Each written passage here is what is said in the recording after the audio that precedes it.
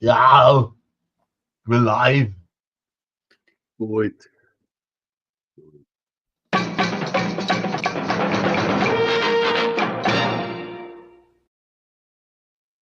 And here we are. Are we? We made it through the week. Hung out this afternoon with John, Barely.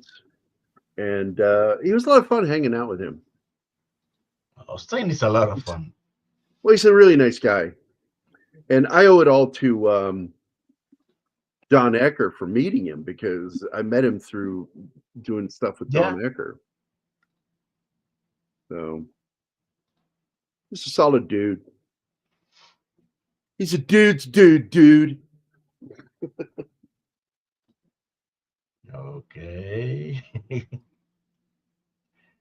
Having an aneurysm, are we? Dude. Totally. Good evening, Bill. Oh, it's Bill here? Yep, Hey, Bill Barkley. Hey, Bill. limey representation.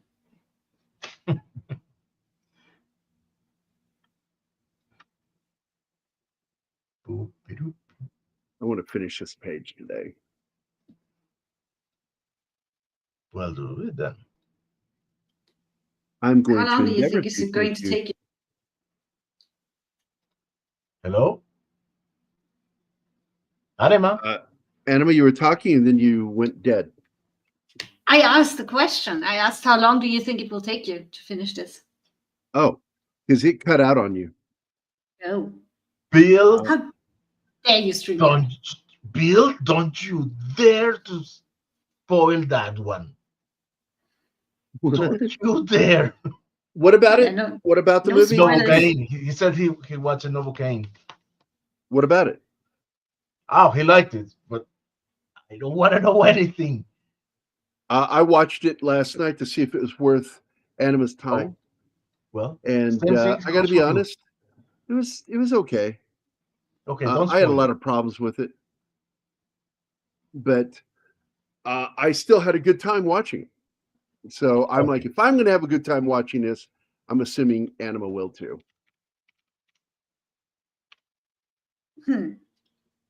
That doesn't work always. That doesn't translate, Gary. Fuck you. Oh, there are plenty of movies that you enjoy watching, and I'm just No, I having a know miserable time. I pretty much can tell when you're not going to enjoy something. And I'm like, I'm going to take a real big chance here because I don't think you're going to like this. And then I'm like, yeah, see, you didn't like it. But then Yeah, I'll see a film. sometimes. I'll see a film like this one. And what I enjoyed about it was check your brain at the door.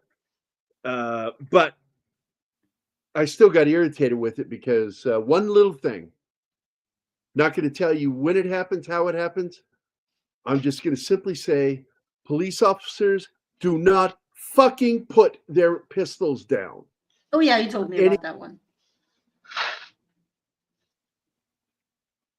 And that irritated the shit out of me that they put that in there. It's stupid. They could have logically done anything that would have been better than that. Yes, they learned that the hard way with the thing in the onion fields. With the what? The case that inspires the book, The Onion Field.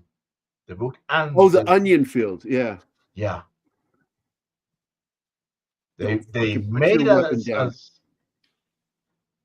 They made a special set of rules after that happened.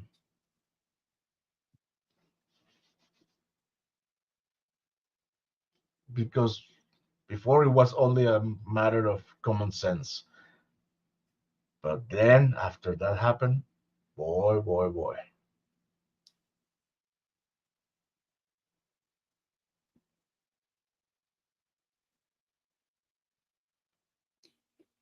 I don't know what you're talking about, so.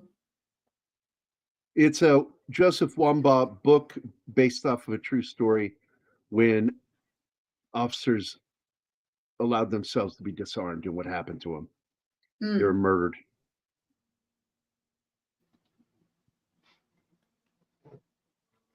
Hey, Gambit. Hey, yes.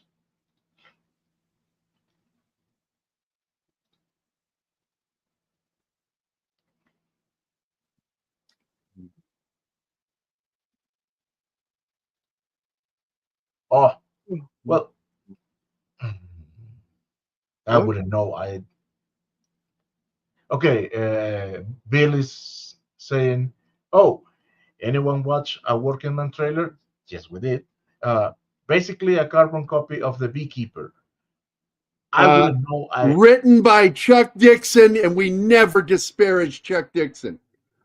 Yeah, I haven't seen The Beekeeper. God will smite us. No, Normally, okay, not normally. You could say that. Well, Hollywood could have taken the book, but as far as I know, Chuck was very involved in the production of yep. the movie.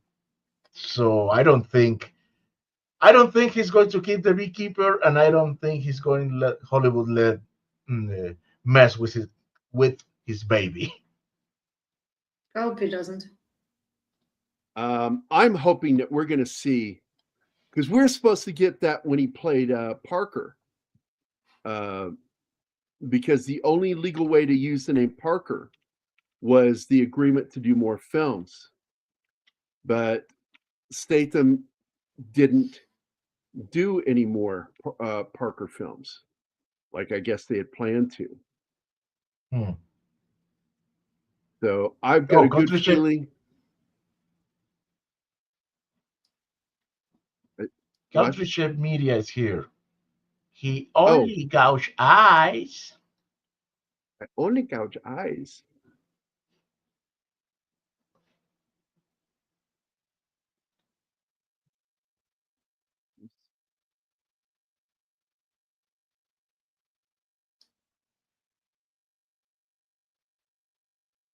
I know that your base is drawing, but when you finish that line, could you do a quick zoom out for a little bit? Yeah,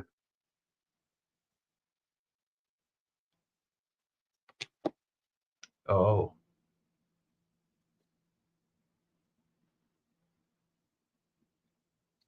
I do need to make this bigger. hmm.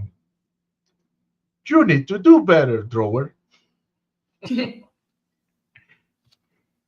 Again, what's the story between these two? This is a reporter. This is the reporter that he's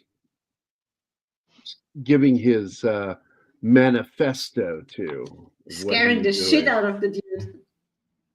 Pissing him off too. Yeah.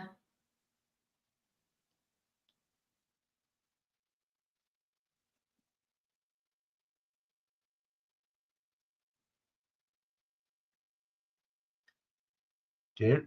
Reminder to our lovely audience on X: you can in fact comment on chat.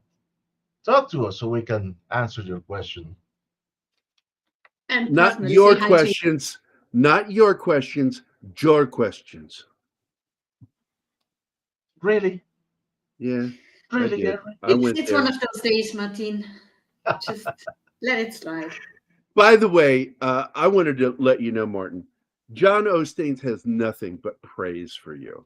And he just, what he loves, like with Anima, with you and me, is how the way we talk to one another. He just loves that. He says it's very relaxing to listen to you guys just talk to each other while you're doing this shit. How we And when you lovingly shit, shit on each other. He always gives me shit. What is it? The day that he says this, I don't remember. Oh, Monday of messing with Martin. I mean, I love him. Yeah. Monday's messing with Martin, is that what he said? That's So funny. Yeah. yes. He named the show that one time. That's funny. All right. Almost done with him.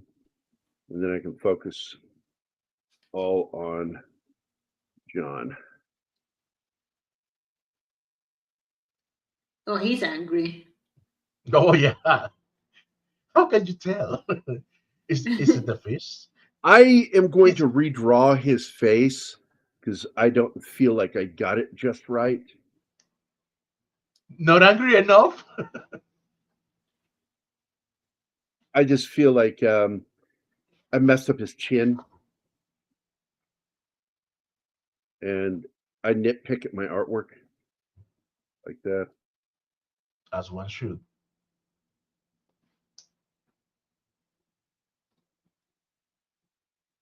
Okay.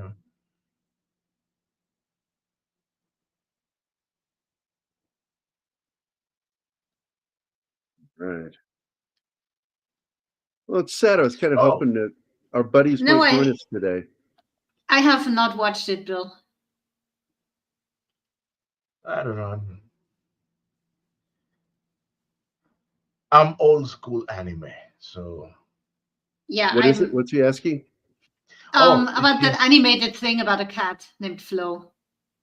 Um, I've not seen it. I've heard good things about it, but I just haven't had a chance to watch it. I'm not into anime, so I am into anime, but very old one, 60s to 80s, and out of that, Evangelion and Bleach. But that's the extent of my. One of my favorites was the Japanese anime version of Starship Troopers. Oh yes, I have that one. 6 episodes. It, it's more of an interpersonal drama than anything.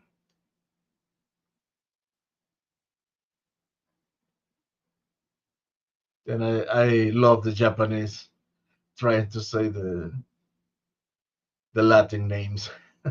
oh, that must Karumashira. be a number for them. Yes. That is not an easy language to speak when you're Japanese, I guess.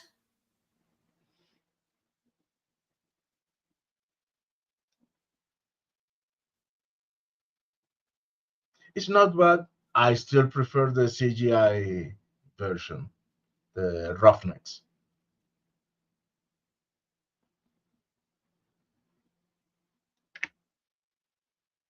Be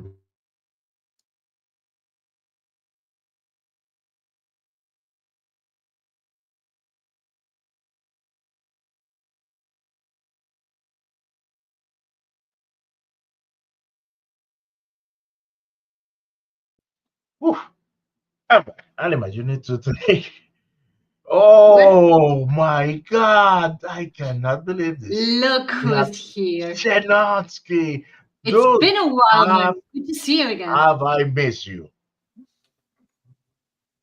You don't have to lie to me, Martin. We all missed you. I've just been tired, working a lot, so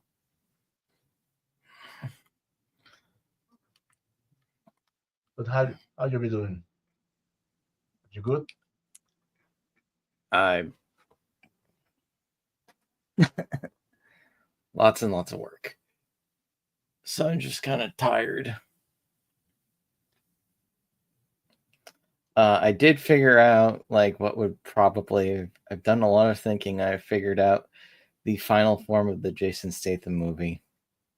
One, you establish in that all the characters he's played are in fact one and the same person. He just keeps changing his name. Like Bond. Yep. And the Jason Statham is this time is that I'd either be called a fry cook or underemployed.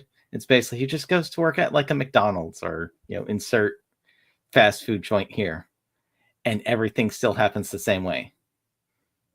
Hmm. I'm just trying to work. I'm just trying to work the counter. Not to me, You mate. got a problem, Not to me. man. Sir, would you like to take an order? And then beats him up, beats the shit out of him. It's like he'll take his to go. Yeah. And of course, that guy's tied to like some sort of mob organization. They just start harassing the business. You people gave me a job. I'm going to protect you.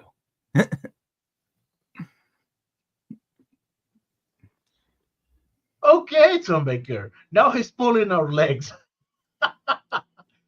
No. Oh man. What is That final cut? prime cut.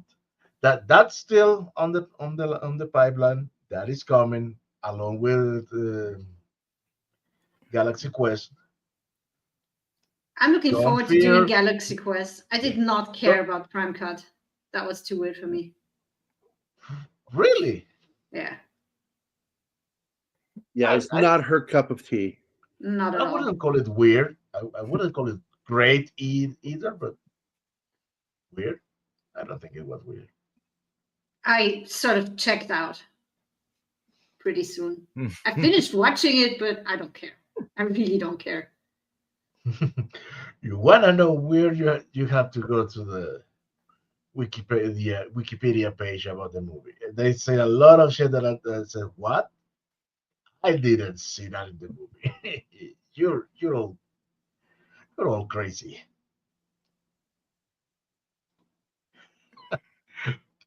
But I don't think so, Tom. But you never know. These Staten and Neeson both do copycat movies of stuff they done before. Yeah, they're always the same guy.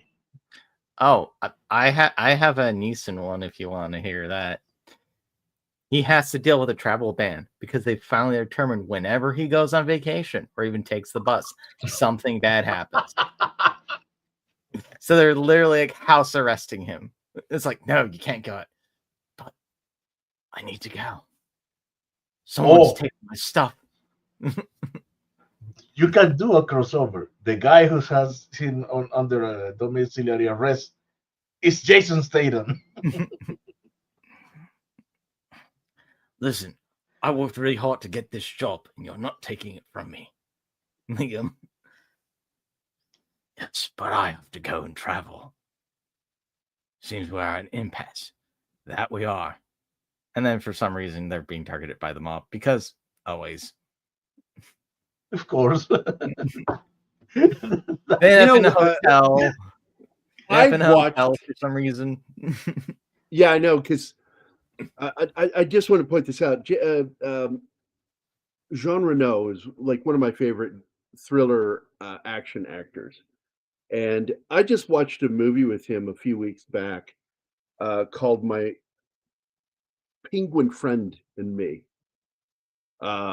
based on the true story of that guy who befriended a penguin because the penguin was lost. And the penguin kept coming back year after year to see him. And I didn't think I was going to like that movie, and I fucking love that movie. Wow. It's definitely not something that's you'd have to write that very well for it to work. It's a weird movie that it's a family film, and it really, I don't know, it just it hit all the feels, man. It hit all the feels. Oh yeah, because while I'm on like parody movies, one that just randomly came to me is a very simple concept. Werner Herzog goes back in time to kill Klaus Kinski. Oh. He's his Adolf Himmler. It's like he after he realized all the like scummy shit that Kinski was and thinking about like the people that died in Fritzicato, he just decides, no, my art is not worth enough.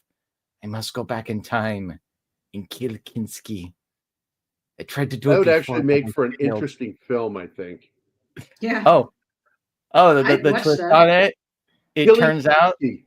every other filmmaker who's worked with Kinski also has gone back in time to the same time period to kill him. And now they're fighting over who gets to kill Kinski. Oh my God, that's a brilliant fucking idea.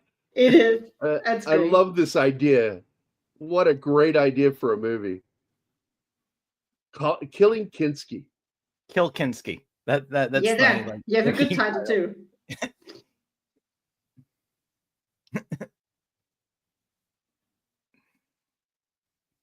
And Werner's You still see? alive, and I bet you he would find it funny as shit.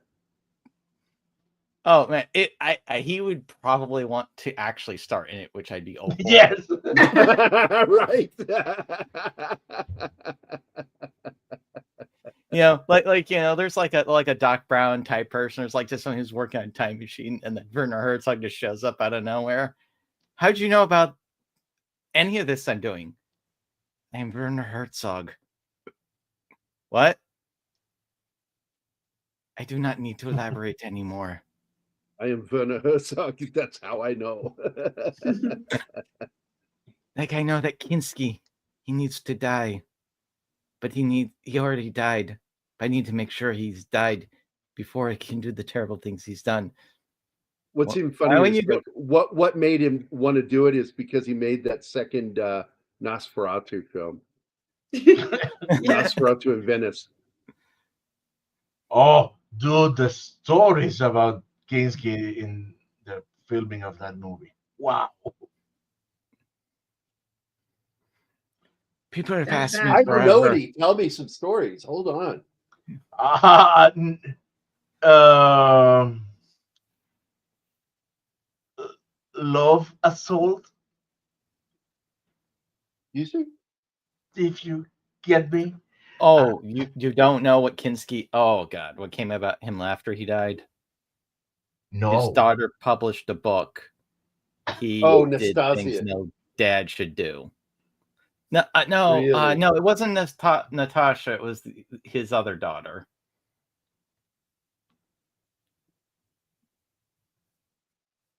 Well, he was a psychotic. Yep. I was just thinking it would be funny to go back in time. It's like the daughter is born. You will not touch her. And that would be like the callous for it, because I don't think Herzog knew, because given how close he came to killing Kinski before that shit, I think that would be like yeah, I'm just killing you. Yeah, he was pushed to the brink with Kinski, man. He really was. That was some crazy shit.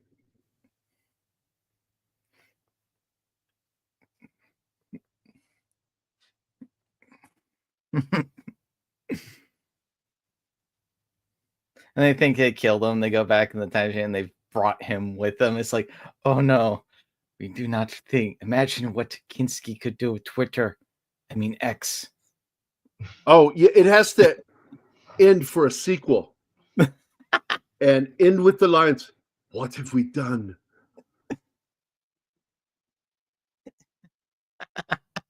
You got to come back and watch the next movie to figure out what they did.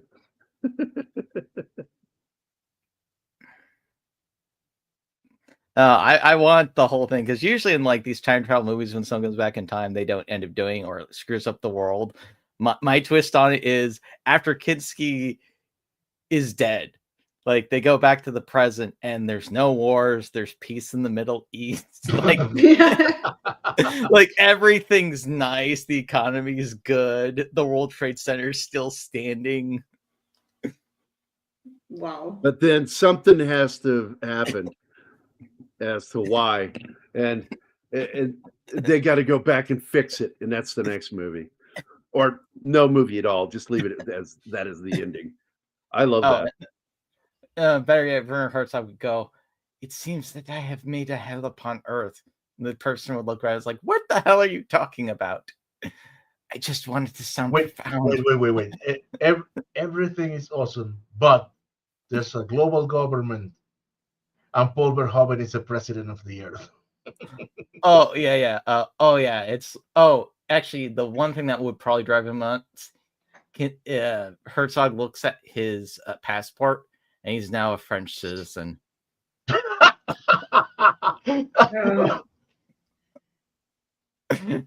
my god! I don't get it. I'm sorry. He fucking hates the French. Like, Why? there's a clip on him talking about like all the languages he knows, and he literally says, "Unless you point a gun to my head, I will never speak French."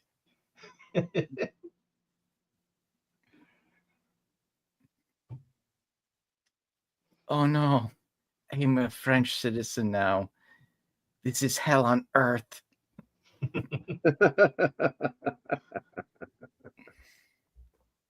What are you talking about? George Lucas is directing the next Star Wars.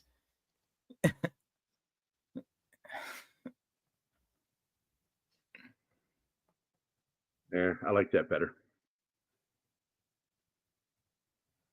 All right.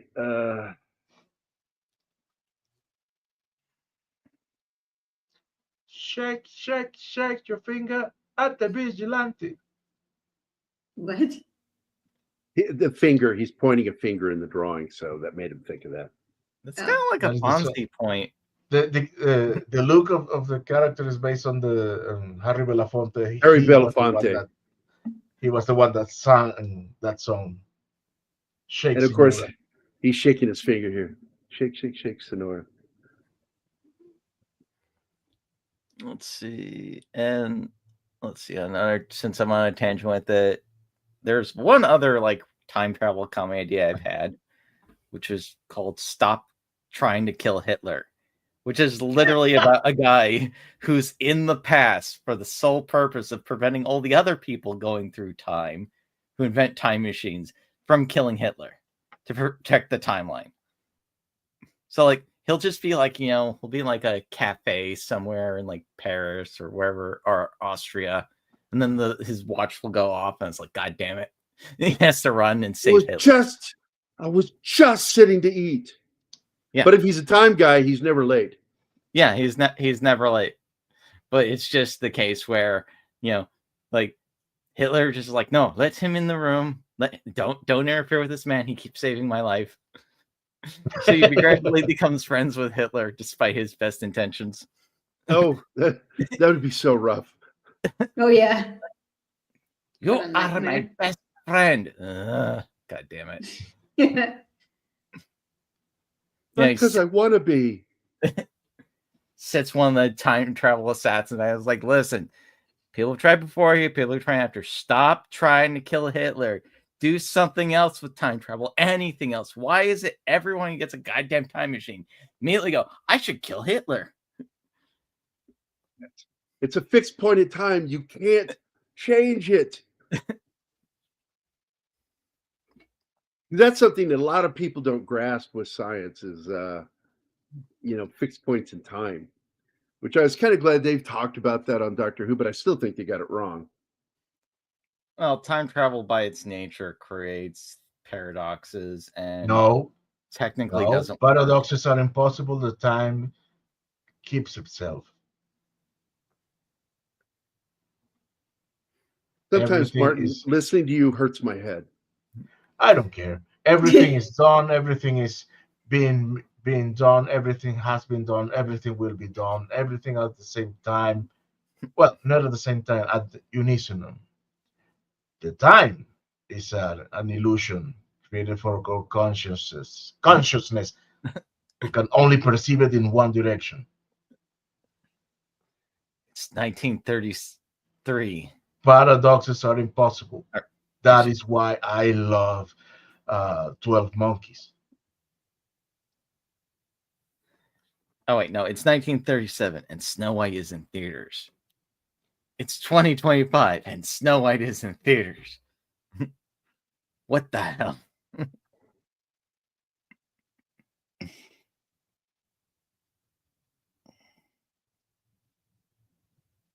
So, what about 12 Monkeys?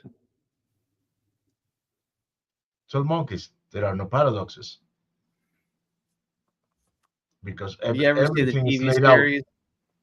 No, fuck off, Chinosky. I'm gonna kick you out of the studio. That shit doesn't exist. Wait, what did he say? What did he say? He's I don't know, but he white pushed knighting Martin's button. for the TV show. God damn it!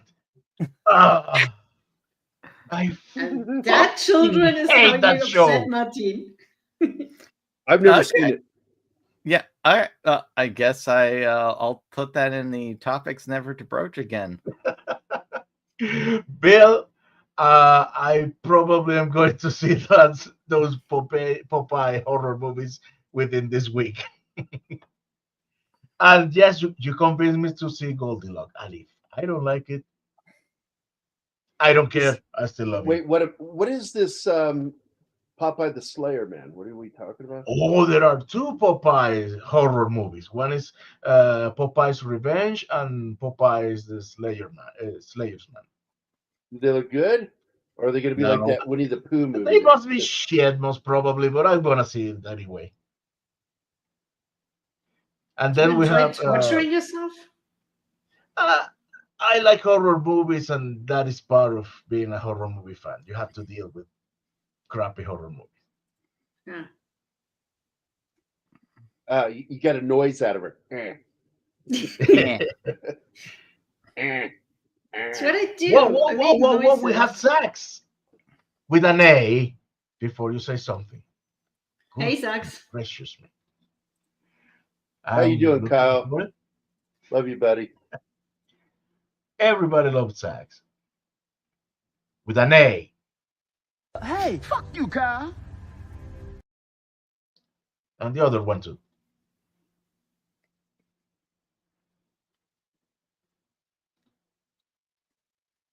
Three? Ah, shit. So, oh. Hey, what's some pictures?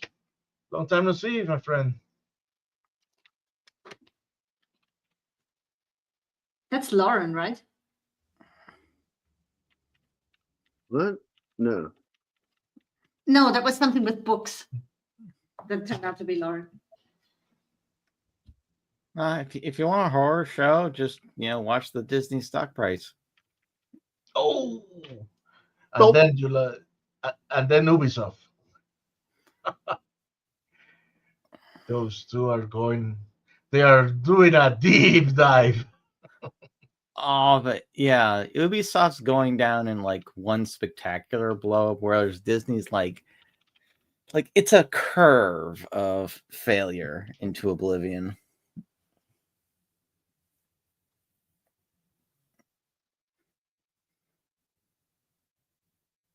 Yes, Winnie the Pooh. Oh, and the crazy thing, some of the crazy stuff about the new Assassin's Creed that came out, the credits, all the names for it is about 2 hours long. It's like 1 hour, 59 minutes or some crazy shit like that for all the credits. Wait a Because minute. over What? 3,000 people worked on that game. Oh, shit. Really? Yeah, it's insane. To put things in comparison, the first Assassin's Creed game back in like 2008 had 150 people working on it.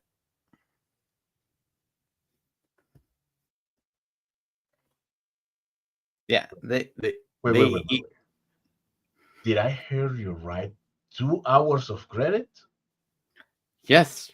That's insane. You can go to X and you can watch the video if you do not believe me. No, thank you. I believe you. Nobody will watch that. Who cares? Holy shit.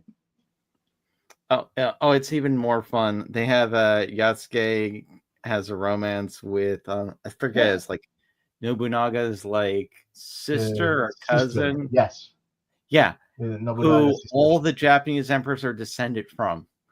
So basically he blacked the Japanese emperor. Well, remember wait. I'll be back. Okay. Something happened. I hope everything is okay. At this point, I say we take bets on what happened. I'm going to guess it's cat related. Oh, yeah.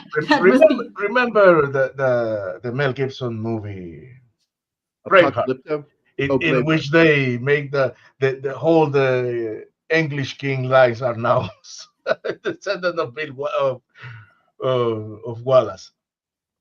Yeah. Yeah.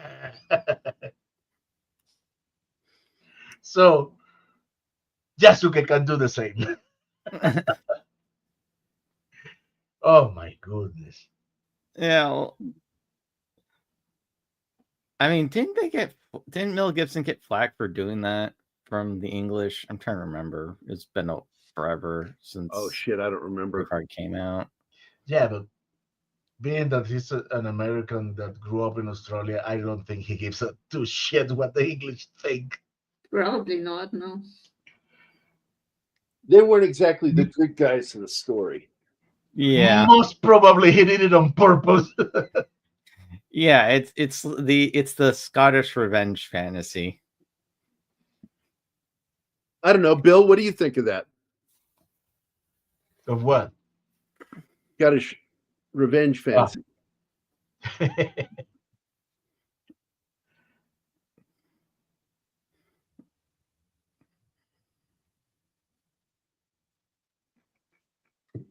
I mean, at least the movie Braveheart kind of acknowledges it's making shit up, because the beginning narration where it's like there'll be those that say that this isn't how things happened.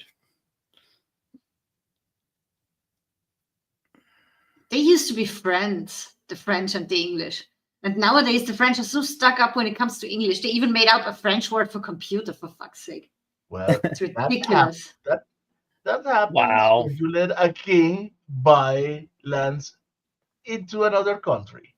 Eventually, all goes to shit.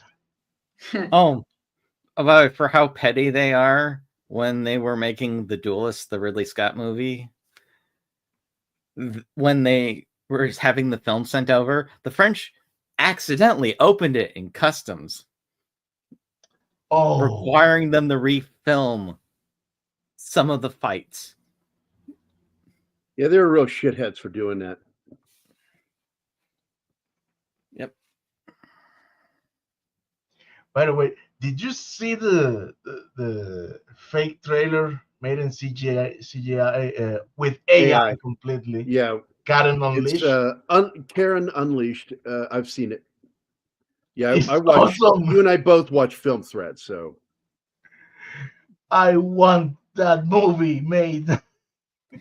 It's at least made by someone who actually likes film in the audience. Like, that goes a long way. well, Chris made the comment during the thing. He says, "That's it, Hollywood. This is your notice. You're dead."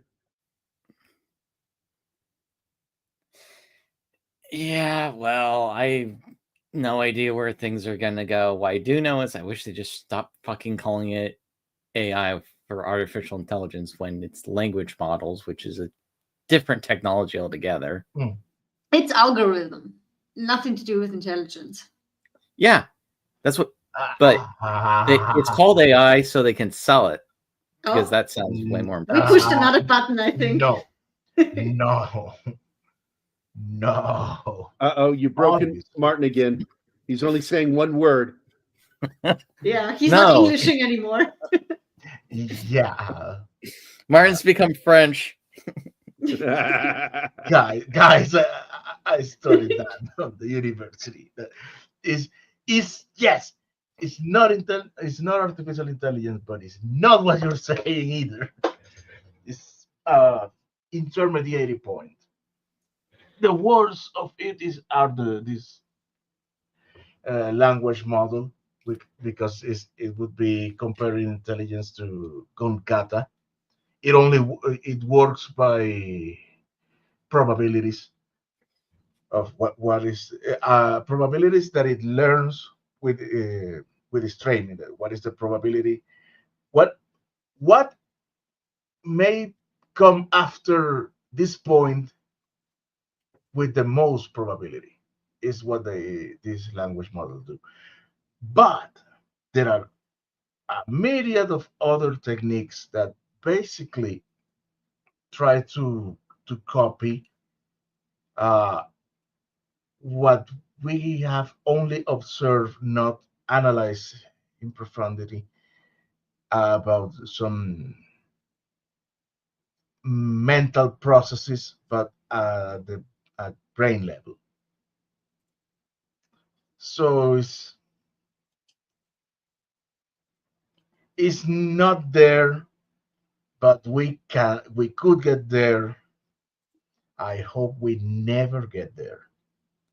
It What won't we have be. now is bad. Is terrible enough for humanity. And no, I'm not talking about the model cyber 101 cyberdyne systems. No. I'm No, talking no, about no, no. the No. repercussions that it has, that it's gonna have on society and people. It's going to be devastating for humanity.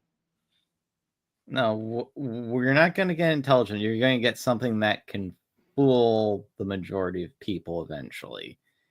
just by virtue of because you have a bunch of genius level programmers like hammering away at this for like God knows how many hundreds of thousands of man hours total.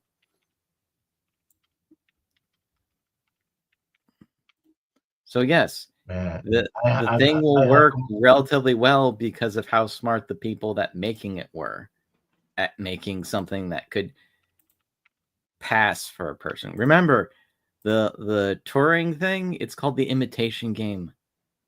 It's not about intelligence. It's about the ability to pass for something intelligent.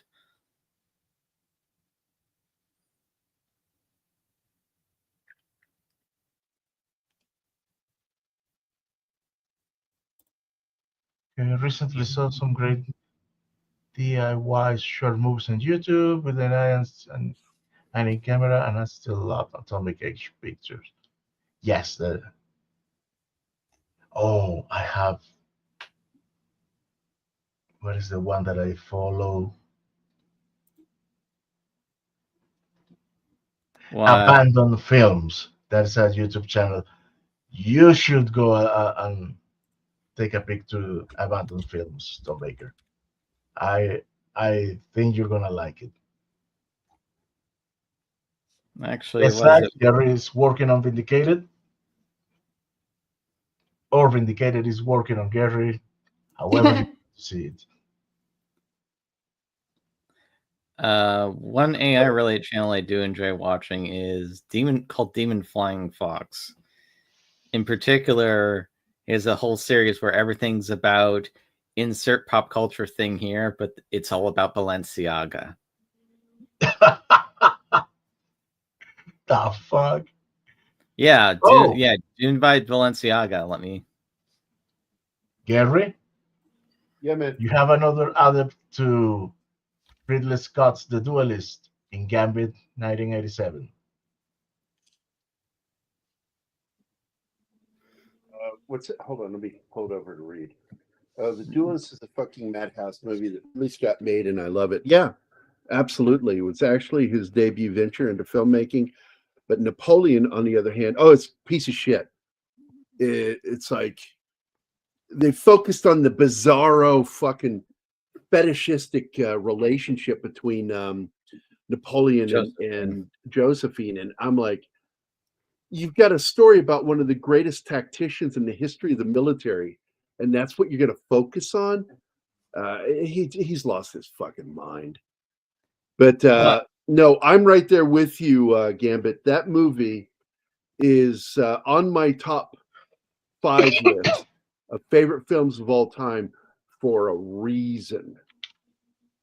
And the reason is I think that he did a better job making that film than Kubrick did. Sorry, Barry Lyndon. With Barry Lyndon, yeah, because I'm not saying Barry Lyndon's a bad film. It's not. It's boring as fuck, and it really takes forever to get to any point. And I feel that Ridley Scott managed to do this little movie. Hi, Helen Place. Did this little movie with almost no budget. That's why the horses that you see in the film are all the same horses.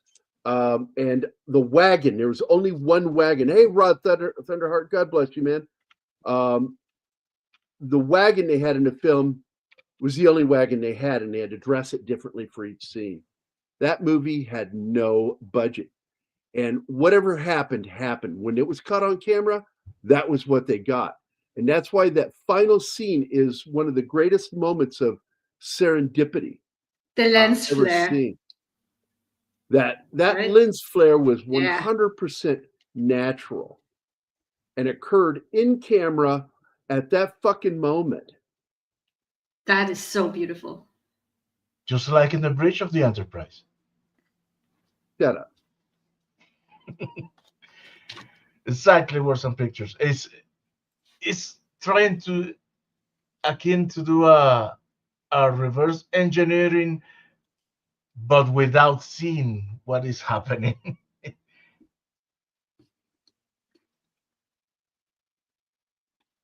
I just saw a really cool name in our chat. Trying to find it. Shield Wall of Dragons. Shield Wall of Dragons, yes, they have What a that's cool cool name. nickname. Oh. Love it.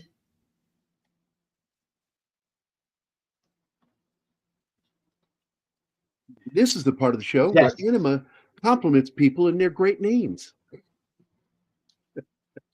Eat shit. Oh, God blesses your name and your house. the magic is gone. Did I Do kill not it? forsake Anima's blessing. All of those who do will be lost to darkness. Dude, Hey, I I just watched wish a really. I'm sorry. I just wish I was back to where I can slap the shit out of him when he says fucked up stuff like that. I miss that. I'll just do what my sister did. Take your nails and just jam them into the flesh of his arm. No, slapping him is way more fun. Yeah, Yes, I know. always use a plushie or a cushion. Please. But that's the thing, though. I forgot my teddy bear when I traveled to see him. So my hand had to do. I just couldn't hit him with a teddy bear because he wasn't there. That was the plan originally. Yeah, well, like someone like Ridley Scott goes to show that you could be a genius in one area and a complete idiot in another. He like- always does his best when he's got a finished script. That's a Yeah. good script. If he doesn't have a solid script, it's been problematic with him over the years. Well, because What do you got mean? successful. He got too successful, and then he could go, I'm going to write this too because I know visual, so I should know storytelling. Like, He's terrible. What do you mean? At that. Prometheus is golden cinema. I've got to tell you, his understanding of irony is just not there. He It's did ironic. a movie when he did the film Black Hawk Down, and the subtitle of that film, does anybody remember? No Man Left Behind. And they leave someone behind. And what did they do at the end of the movie? They left someone behind. They left Durand behind. And they don't even show how they go back and get him. They just have a little text insert. Exactly. Yeah. It's like, oh my fucking God. No, that's a case where they fucked up the punctuation. It was, no man left behind. That always pissed me off. That God, man, he has no fundamental understanding of irony. Image rotate counterclockwise. There we go. Now it's back to normal. I mean, Now, after all this that is the he strap to his M16. What's that? After all that he has done to the Alien franchise. Hey, just remember, apparently we were all wrong. Ancient Rome had newspapers. Oh my God, yeah, that was a fuck up. What the fuck? Gladiator 2. Denzel Washington I- reading the fucking paper in Ancient Rome. I'm not making I this haven't up. seen that yet. And They were writing on fucking stone slabs back then. No. They did No, have no. They did No. have paper, but no newspapers or anything. Yeah, they used Okay. papyrus at that period, as I recall. Yes. Well, the Egyptians did, and they probably learned that from them. Yeah, and it was a pain in the ass to do, so they'd only write things that were really important into parchment instead of, something that's basically, here's the morning paper and toss it away. Because we didn't have printing until Steve Gutenberg. Steve Gutenberg made the first printing press, and he was cousins with Ben Franklin, who made the first American newspaper. Man, I read. I know history. Steve Gutenberg does look very good for his age then. I don't know about you guys, but my brain hurts. And you're going to live with him for the rest of your life. Yeah, Yes, you're well, going to get asked this question for the remainder of your days. Is he like that at home? I know what you are like at home. I've been there. I'm actually very quiet.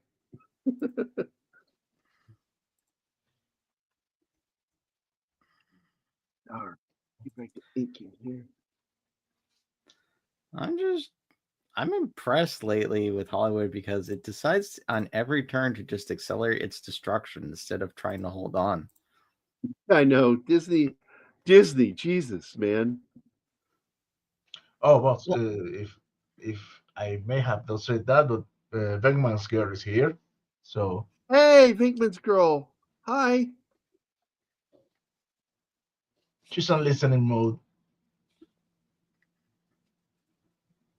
I like that people put us on when they have work to do, like cleaning the house or stuff, and they put us on in the background. I enjoy that. Well, basically, it's like Okay. hanging out with friends because we're just going to be talking about stuff, and they feel like this is a conversation that I could easily probably fall into. Well, you said it's hanging out with friends. That is the exact reason why I didn't die from nerves when I did the first show with you guys, because I was so nervous. Well, I She's couldn't like, even I heard sit so many still. bad. She's like, I heard so many bad things about Martin. I don't know. Is he going to be mean? No, dude, if you go back in time like 3 years and tell myself back then, you're going to be a YouTuber, I would ask you, If I did could you go hit your back in head time, or... if I could go back in time, I would take care of Klaus Kinski. well, Yeah. you would try. I was gonna make a joke. It's like as soon as you go back in time, Werner Herzog's there and he's looking at him going, "Why didn't you kill Kinski?"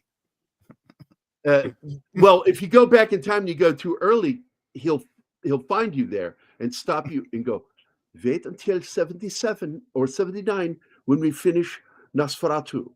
Let us finish Oh, that God. one. Mike, That would be a great scene in Kill Kinski. They're like trying to figure out the year to do it. It's like, no, which movies do we want to actually keep? Well, this falls Put right the into that. popcorn down, Mike, and get your ass on here. yes. Get your You're ass You're to the part of balls. this. Yeah, that's right. You're part of this. Stop being lazy. So I said a long time Say ago Chanatsky. to Dale and Julia when they were in my house, we were having dinner, and they brought up the whole going back in time and killing Adolf, right?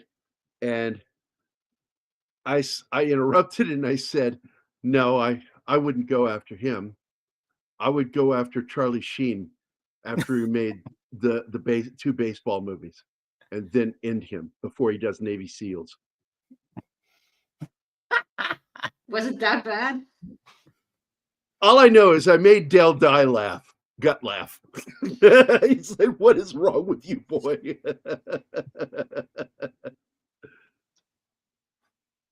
I like those two movies, man. I mean, Navy SEAL is not great by any measure. It was But ruined. Like Stewie would say, ruined, Brian, ruined by Charlie Sheen. At this moment, I enjoy it. I can only say that. I would have to see it again, knowing now all that I know, thanks to you and Keith and Shinatsky, and reevaluate. I loved. They had a guy interviewing a Navy SEAL, and they were talking about their favorite films, and he goes, "Well, what about the film Navy SEALs?"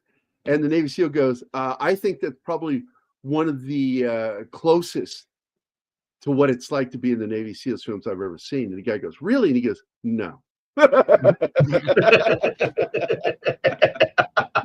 No. Oh my God, look at that. Look at what? You're not my Mike. mom, Anima. No, but I'm the Werner boss here. Herzog is just there and he looks at it, it's like, I do not understand. Why are SEALs in the Navy? Point to do in there. I love they have these fake groceries that you can buy, and it's Werner Herzog's canned peas or canned, and they have little slogans under them that are just fucking funny ass versions of something that he would have said about peas. Have you ever seen those? No. Let me see if I can find them. Oh, That was the Nerd joke movie I had. Werner Herzog goes to the supermarket, and it's literally just about that. But hearing him say the most innocuous, weird ass shit that he always does. I see these eggs are blue. You have decided to defy the laws of God and man. I'll take 50. Yeah, his Her- fucking the things that he says. Because Herzog is a I mean, they treasure. even did that in. If you remember that on Rick and Morty, Werner Herzog plays this alien that's dying, and he just says typical fucking Werner Herzog things. Well, if you fire the gun, you become the gun, and it's like, what are you talking about?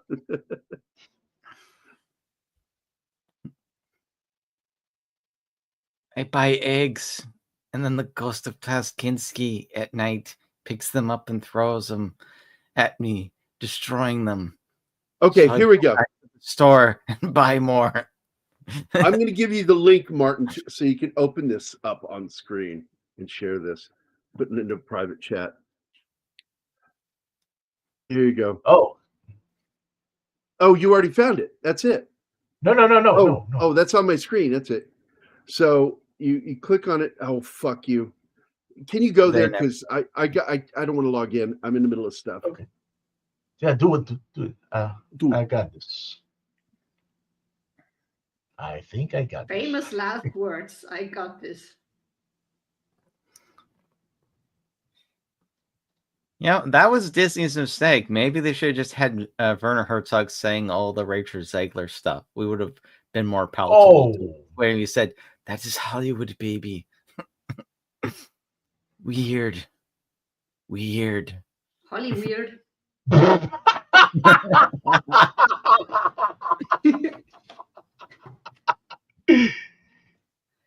The movie was made in 1937, There it there is. we have it. day of its time. Now open it and then read them.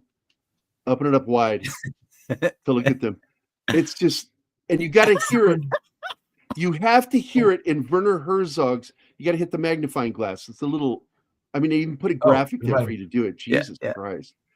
I don't know. I don't use it shit. The nutritional So- value will postpone your inevitable death. Oh, unavoidable. It's so fucking dark. Eat Read them that or one. not is of no consequence to me. I do not care. You are a coward. The can is empty. How are you trying to survive?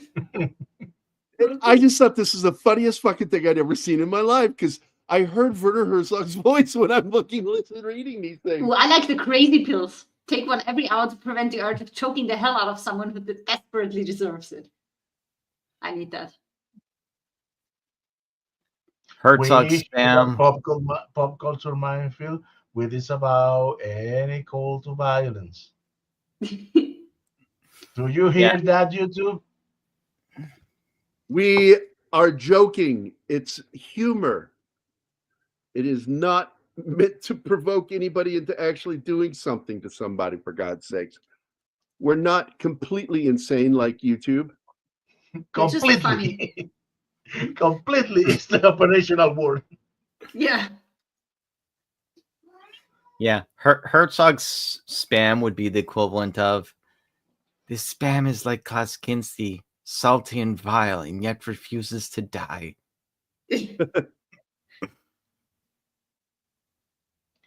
Okay, Bill wants to know, Gerry, what do you think of 13 Hours? Oh, I think it's a great film. And I know the real sniper from that. Well, we had it here. We had him on. Twice? Yeah. Twice or 3 times? Twice. Him and what's her name? Sarah? Yeah. Sarah and Boone. Yeah. Oh, They're not dating each other, but I No. swear to God, there's no way they're not dating each other. They have chemistry like an old couple. They have great chemistry and they're always together.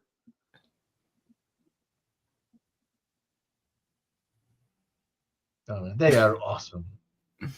It was so cool to have them on. The We need people to I get bring to them know back. during this podcast. Yeah, I Oh, feel you very know that blessed. the chief interviewed them too on KG. Ah, I can't with Yeah, I those remember when you acronyms. told me about that. KGRA? Is that I what you're said trying the to That same- one. say? Yes. I told him, Their please say hi to radio. him for me.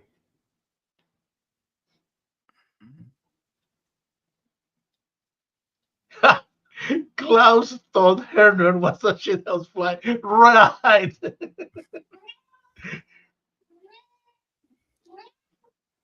I was, but I got better.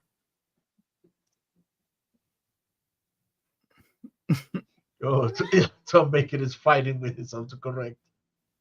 And what's really funny to me is Anima can't stand his accent. Oh, because it sounds terrible? I Herman? love his accent. I don't agree at Oh, all. Yes, I I love love his voice. His accent speech is pattern is so- brutal. Yeah, but it's the speech pattern is so eerily unique. Yeah, that's how you know you have just someone you can have infinite fun with when they just have, just there's a particular way of speaking, and apparently they're one of the few people that have it. Like, Shatner or Nicolas Cage. Or even Christopher Walken with his weird Yeah. fucking speech patterns. Yeah. One of my favorite little memes thing people did was there was it the Oxford comma, and it was showing the Walken comma and Shatner comma. Oh, I because gotta see that. I've had that complained about me in my writing, because I was always taught in creative writing that you use commas whenever you pause. Yes. But I put them all over the fucking place because I'm always pausing when I'm saying something. Yeah, so the and so line when I for went it back- is Jan and Mike came to my house. So the Walken version is is inflection. Jan and Mike came to my house. And the Shatner oh my comma God, what the fuck is going on over there? I don't know. She wants to be part of the show, I think. Amelia is achieving sentiency. Stop ignoring me. You've been out all day. How dare you? Yeah. The Shatner comma then is Jan and Mike came to my house. Oh, we're being raided. It is a meth raid. Hello, Raiders. Meth and Mike, where are you guys? Well, Mev just did a 2-hour stream, but Mike does not have an excuse not to be here. Now that he can draw live on the show.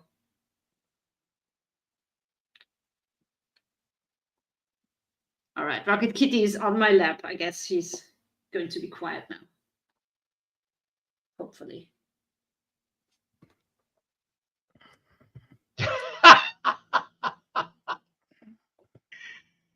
Famous girl, bad. Oh, that's South What? Park. Okay, Yeah. I don't care about South Park. No, Kitty, that's my pie. My pie.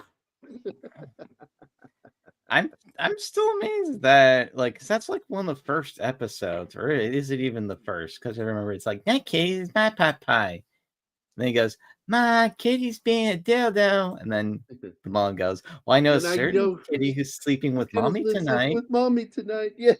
He looks around and he goes, "What?" He didn't understand what that meant.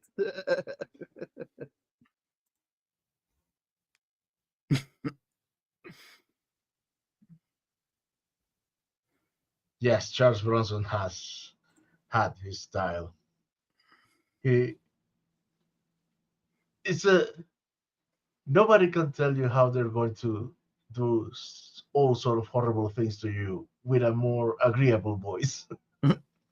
He's got like a really high pitched voice too. It's like He has- it's very talking up about? there. Charles Bronson, and he was Yeah. very soft. Yeah, it's soft a really spoken. tiny voice like this. It's really weird the way he talks. This ain't over. This ain't over. You know, he's got that slight New York accent, the way he talks. Yeah, because most tough guys usually it's about having the deep voice that emphasize like your power. Like Not him. not him. I guess that he'll just like casually murder you, and that's probably the terrifying part. Yeah.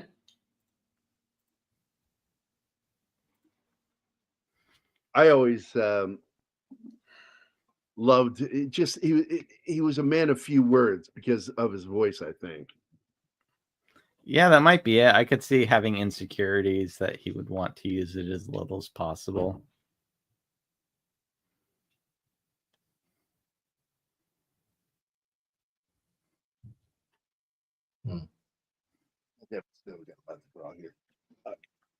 We're already an hour into this. Fuck. I am too slow. We know. I don't We've always think you known are. Gerry. This would have been a perfect moment to have the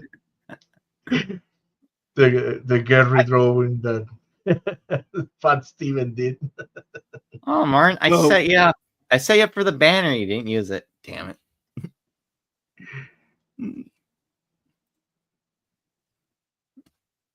Oh, Down syndrome, Gerry? Yes. That's what you're talking about? I'm so slow, and boop, put that on the screen. Oh, so Rosie O'Donnell, Gerry. Oh,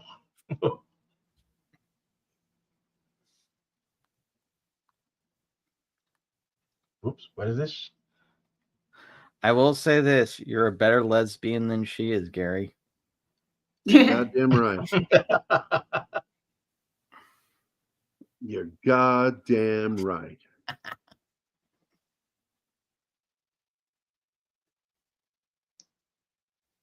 You guys saw that Conor McGregor announced that he's going to run for president of Ireland, right?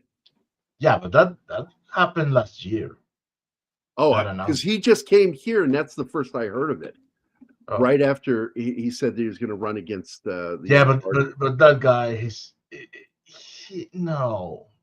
I mean, he has some valid opinions, but he has serious attitude problems. Makes him What do you perfect to mean? be a politician. What do you mean? I don't, dude. Don't make me say that kind of thing on air. What do you mean? No, you gotta say Well, it like Millhouse. That's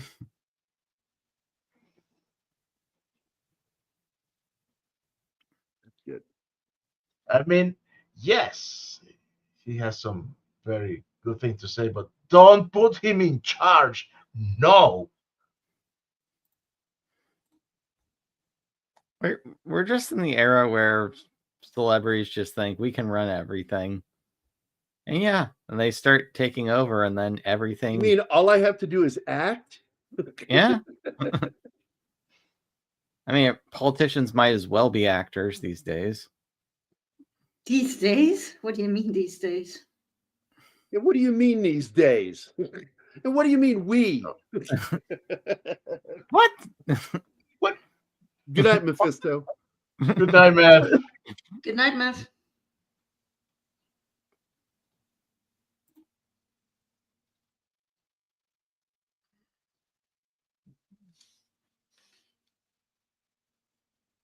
Kevin, I love reading the dirt about All Stars. It's a guilty pleasure. I guess it is. Gambit, no. Yes, she cannot act, but Who? that What girl did you can just sing. learn? Rachel Zegler, that girl can sing. Yeah, I've She read cannot act. I've read one critic said about her. Yes, she has the education, she has the ability to sing, but she is the complete wrong singer for that character. Way too confident, well, not sweet enough. yeah, She's that a diva, happens. and that's wrong for Snow White. Yeah, unfortunately, Steven Spielberg just had to like her, so Nobody would even know who she is without that movie. yep. Which is weird because that movie bombed terribly. I haven't heard one good thing about it. Only thing good I heard about it was that it was great to be able to leave it. It ended. Yeah. That was the best part about it. Yeah, the nicest thing that I wrote about this movie is at least they didn't go over 2 hours. So that's bad. What exactly happened to Steven Spielberg? Because, in the 80s and 90s, he seemed to know exactly what he was doing. And then after 9/11, he changed, and not for the better. Well, my beef with him is that he's okay celebrating soldiers when they served in World War II, but he doesn't want to celebrate them for anything else. And I don't like him for that reason. Also because he fucked over my boss. Yeah. Oh yeah. Hey, that's a good reason to hate someone. I could totally understand them, talk about how great of a director Stanley Kubrick is, and then the person is like, he ran over my dog. Spielberg is making a new UFO movie. Don't tell me. It's Iron Sky 3. What they need to do is he needs to finally make that movie he started out to make with E.T. called Night Skies. It was a horror film where this alien is being hunted by malevolent aliens. And what he did is he split that movie into two, which made Poltergeist, and the other one was E.T. Well, the fucked up thing was they already had the alien made, and then they couldn't use it. Oh, Rick Baker got upset about that. Rightfully so. So He had designed that alien for him. And it's a very cool looking alien. It was Rambo, but with aliens. That does sound awesome. And I do think that there still was a kid that helps him. And that just became E.T. Yeah. I do have a sci-fi idea, but actually I'll say that for after stream. Because one I may actually write sometime soon. The thing I like about him is he can actually be a hell of a writer. Like Close Encounters. What a great freaking movie. Well, as far as I can tell, Crystal Skull, the few things that were good in it seemed to come from Spielberg. No, they came from another dimension. Yeah, he was the one going seriously, George. I just give up. Fine, whatever. You're the boss. Yep. And what's funny is they had already fucked up once before with Temple of Doom. And they did an interview in Rolling Stone magazine where they apologized because it wasn't family friendly and it was scary. My son was terrified of that soundtrack.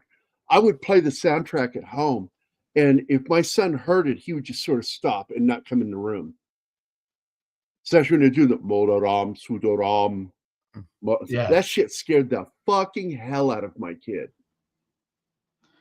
Well, Spielberg said that the only reason he made the Last Crusade was to a sort of apology to the fans. Yeah, for Temple of Doom.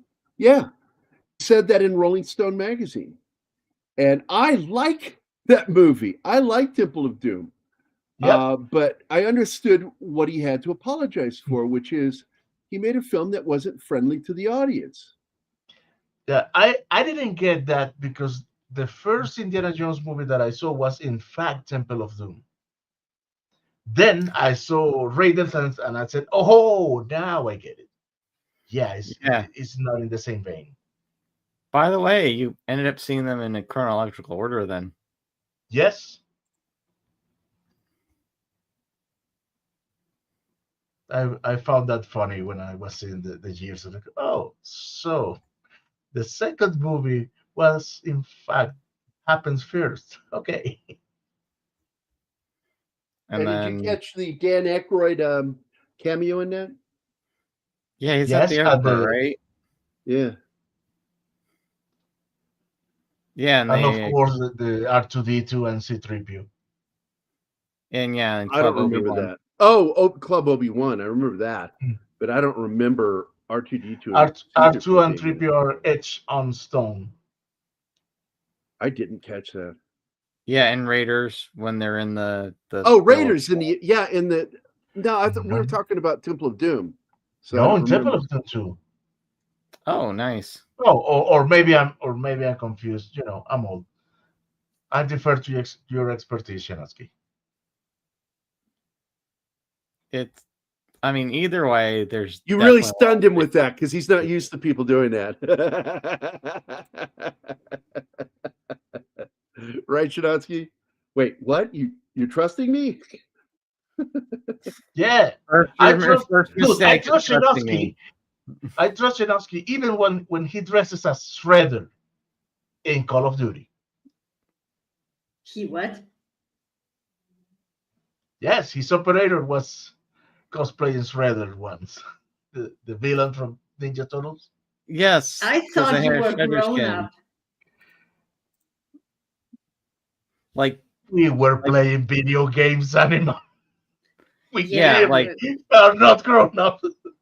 I'm I'm pretty sure sorry, Tom but would approve cosplaying of in a my game like operator. Call of Duty just seems wrong. What? I As you always get thought I don't know. older, it's Leave it to important the to like Austrian to kinda hot. piss on everyone's parade.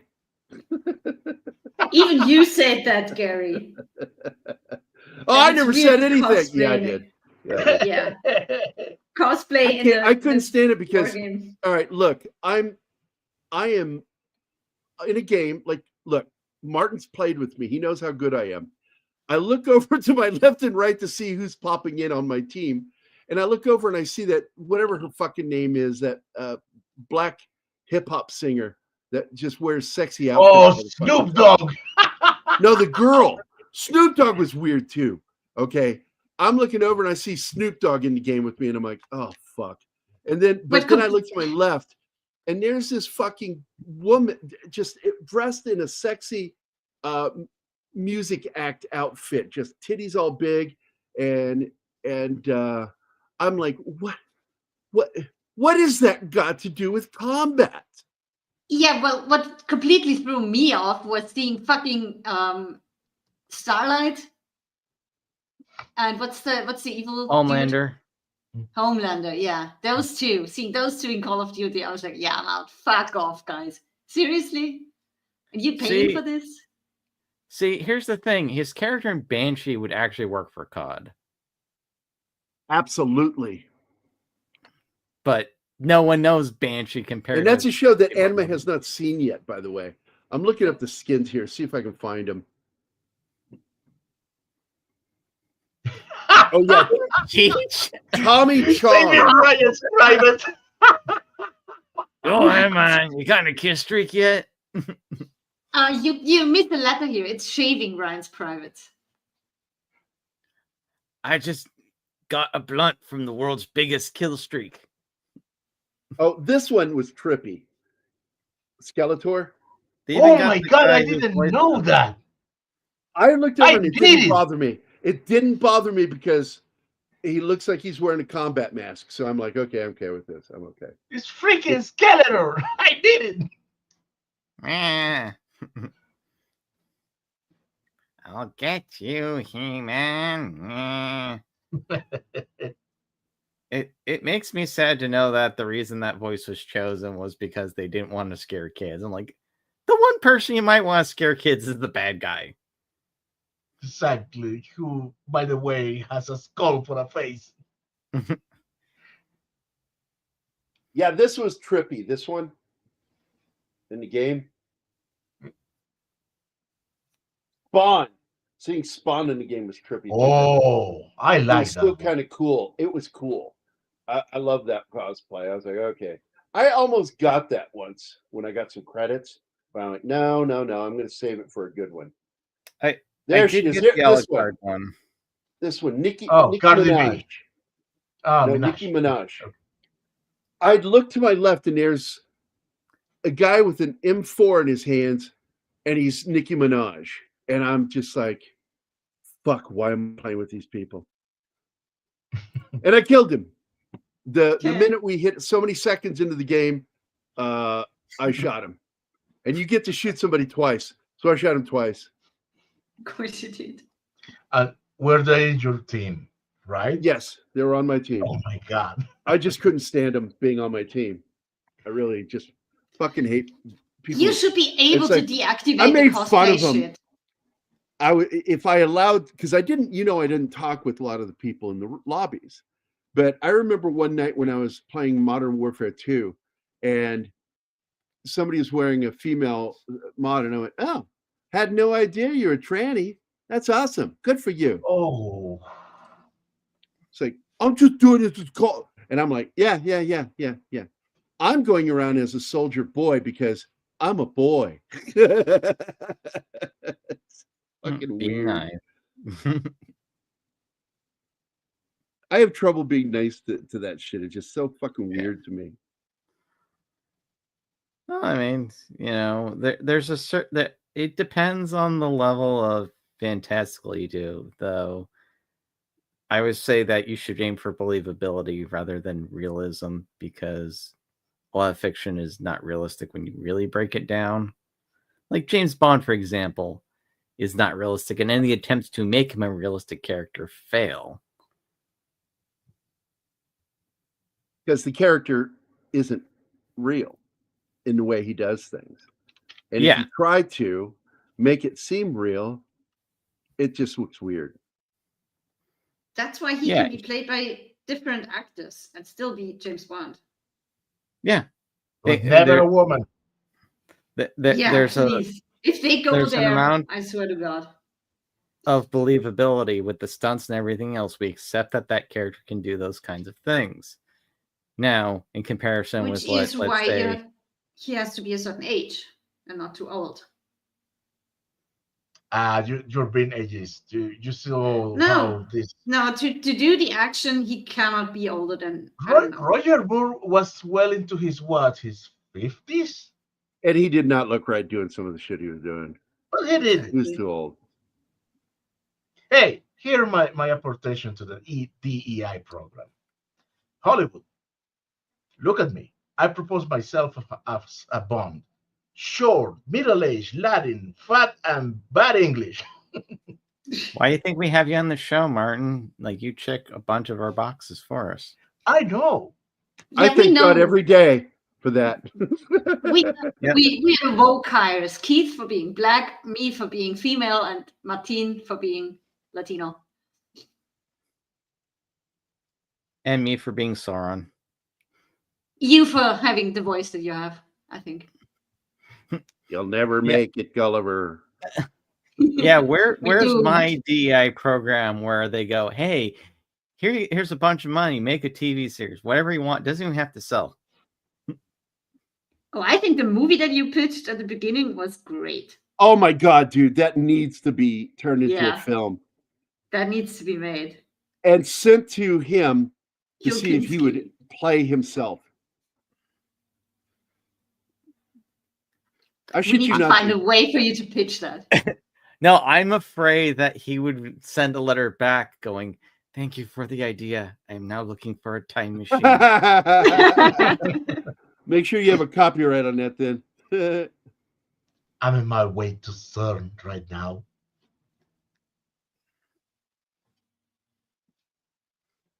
Going back in time and killing him. Why did I not think of this sooner? If only I could go back in time and tell myself to go back in time and get Kinski.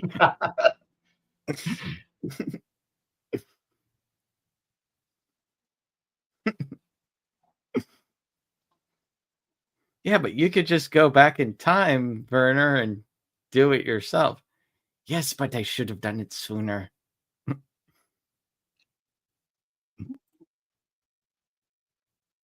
Now I want to hear him talk. Have you ever seen that video when he got shot? Ah, Yes. yes. I posted it to you if I remember right. Yeah, I think, it's I fine. think we It's even show nothing. it. He was talking to the one UK film critic, I forget his name. Was it Mark Commode? Yeah, Mark Kermode. And then just the rifle goes off, and they're like, "Holy shit!" Look down, he got shot. It's like, It was a pellet gun. yeah. Ouch.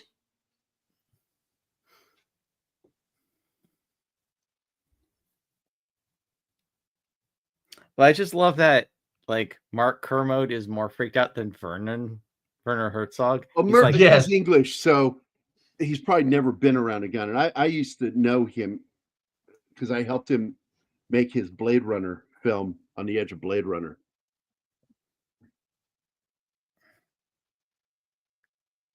He's a very nice guy. Doesn't return phone calls, though. oh, he really is British.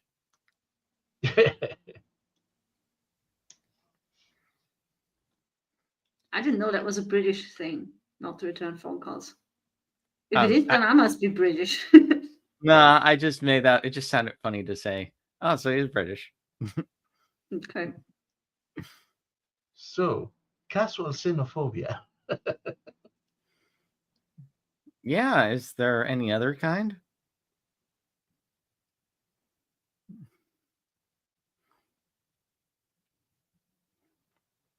Ooh. Is there any other kind? What I missed? What the fuck you guys are talking about? Oh, Any other kind casual of xenophobia? xenophobia. It's like, is there any other kind? I don't. I think there's only one kind of xenophobia. When you fear to watch Xena Warrior Princess. I'm watching this show. I haven't seen it since the 90s, and I enjoyed the crap out of it when it was on. Men Behaving Badly. God, I'm trying to And remember that one. It's weird. If you didn't like it, that's okay. I still like it. It was okay, but it's nothing that I absolutely need to watch. Not going to be writing home about or returning phone calls. She most probably would like She must probably. Hercules better. She must Hercules. probably. Yeah, probably.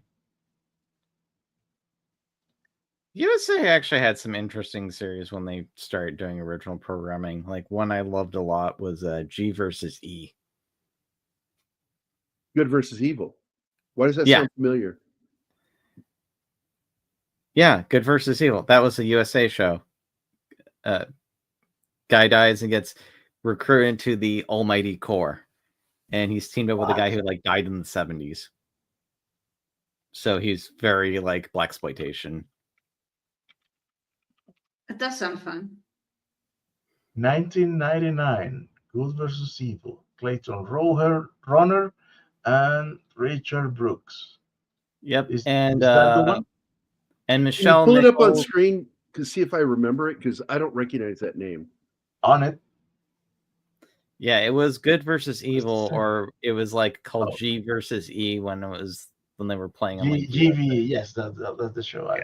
I found it then.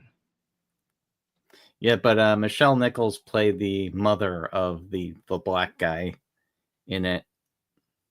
Where is it? There. Thank you. Oh my God, poor Parker Posey. That woman is so gorgeous. Versus Yeah. evil. What network was it on and what year? USA What year? 99. The name's 22 so episodes. familiar, and yet I'm not recognizing that at all. Oh, it was great. And was it their chief was a retired football player? So at the end of the episode, he'd have like PSAs, and he'd be talking about how to take down like was the Morlocks or whatever they were. You know, the people, the evil people that they were taking down. It was it's very like it's having fun with the absurdity of its premise, which is basically, you know, in the afterlife you can get recruited by basically having to fight hell. So the anti-spawn. Oh, and I think one of the episodes was actually ripped off by CSI. Because one of the early episodes is the lead character gets kidnapped and he's buried in a grave. And he just has a phone with them and he's calling in for them to try to find him. Meanwhile, the people at the department are like negotiating for, and the evil people want like this big prisoner released. And then like 2 years later, I saw a CSI episode. It was the same fucking plot. I'm going, you bastards. You lazy sons of bitches, as Don would say. Yeah, and though the G versus E did do a Run Lola Run episode. I like that movie, Run Lola Run. Yeah, they have one where it does the same thing, where it's showing them trying to get to what was it? There's like a car that's going to get crushed in a landfill. They only got like a couple minutes to get to it, and they fail, and then they go to loop and they try again and fail. Hey, Gerry. Yeah, man. Bill Barkley wants to know if you have seen Burn Notice. Yeah, I've seen it. Do you? What kind of I love that propaganda show. has- Yeah, I love that show. I know. What? I don't get it. Is there a joke here I'm missing? I mean, have you seen Briscoe County Jr. People? If you haven't, I do recommend that one. Look, I used to have to deal with some of those people because of my relationship with Bruce and Josh back in the day. Ugh. The Xena really? people are the worst. Really? Damn. Yeah, the fans from Xena are some wackadoodle fucking militant LEZBOS. Yes, they're an Because island. YouTube, I don't think YouTube knows how to spell. Yet. But it's learning. It's learning. Geometrically. So Yeah. I still really do enjoy Xena. It does suck if a fan base ruins a show. Like, for instance, My Little Pony became this ridiculously huge thing in a lot of fandom circles, and the majority of people, guys who were fans of it, ended up being like gay. Surprise. Like they didn't know they were gay at the time. Shocker. But I still I have this image in my head because it probably happened of just a super huge fat guy in a store, and there's a little girl and she's going for the last little My Little Pony toy, and he just knocks her over, pulls it out. Yeah, they did runs out something and like flies that it. on what was that show? Is it American Dad? Where they were competing to fucking get these goddamn My Little Pony type toys. And it's like, you're a grown man. Don't hold that against me. I May Lose Power is raining, and I think we're going to get hail here today.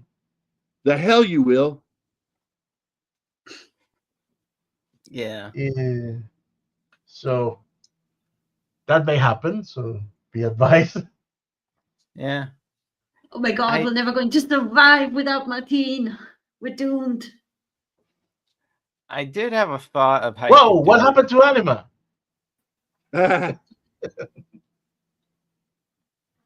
I love you too, Martin. Yeah, you can kick Shanatsky to the back office. He can't bring himself back. I can. Your powers have grown weak, old man.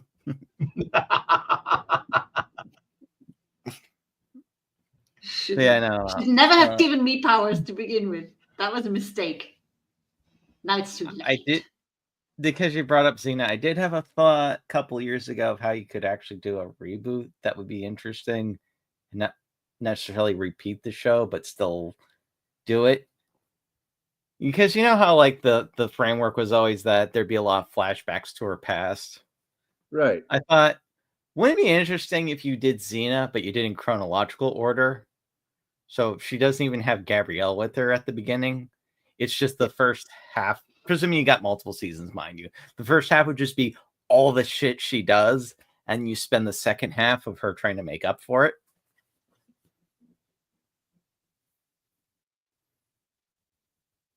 And in Eurotrip, to Bill Barclay, she has a very funny character in Eurotrip.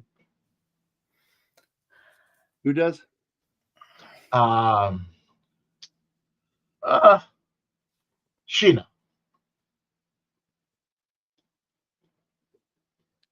I mean, Sorbo is not a good actor. I know some people really like him. I'm just going, Who? Kevin Sorbo. Sorbo. I like him. Yeah. I like him. I've met him. He's a nice guy. He was nice to Keith and me. Oh yeah, I'm not saying I don't he's think a bad much person. of an actor. He's not a good actor. I get it. No, I totally agree with you.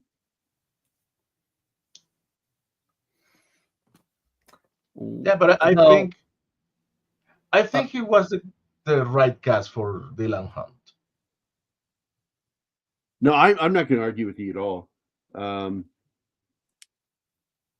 You're talking about the sci-fi show, right? Andromeda, yes. Yeah. I love. He was not good in that part. He was the wrong actor. I disagree. I did not like him on that show. I had so many problems with that show. How much of that show is actually like from Gene Roddenberry? Because I remember in the late 90s, Not much. There was a lot of shows that came out, like Earth-Final Conflict, for example, is like Gene Roddenberry's Earth-Final Conflict. I'm going, how much did he actually have to do with this? Did they just like find a pilot script? I think Majel Barrett was trying to get as much from him as possible. I think she's a nice lady. I met her. She's really nice. But I think that's really what she was trying to do. Trying to get as much of his stuff out there as possible to make money on. And then leave it to her dog. Did she leave the dog? I wouldn't be surprised. If I remember right, I mean, it's been a while, but if I remember right, she literally almost everything got left to the dog over her kid. I'm just going, what That's the fuck? fucked up. That's fucked up, man. Like, don't get me wrong, but I never get like leaving money to an animal. It has no concept of what to do with it. I would be terrified if it did. Yeah. Doggy Dash. Remember Rick and Morty? Yeah. The dog with the mech suit and the brain amplifier. Yep. Where are my balls, Summer? Now, where are my balls, Summer?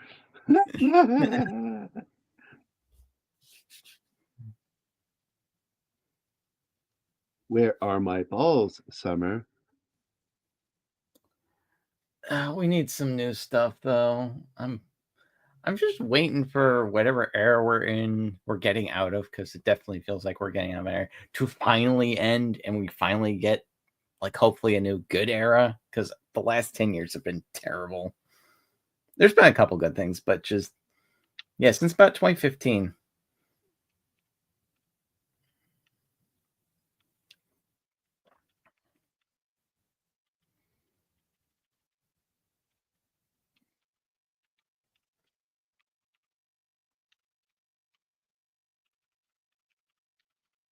I'm sorry. If I'm being too quiet. Oh no, it's fine. I'm typing, so I can do only at a time. No, my big thing is just that like they can do some nostalgia for the 90s, but really, how much are people going to have for like the freaking 2000s? I mean, I know they're talking about doing Battlestar Galactica again, but that was already by the time the 2000s came, all we wanted was to have the 80s back. Yeah, like I guess it really was 9/11. Like for some reason, that just like killed our collective drive to keep moving forward, and we want it to be safe and protected. So we looked back, and then we just kept looking back and not looking forward at all. In fact, we were terrified of what was coming next. And then, of course, it was shit because we didn't want to deal with what was coming next.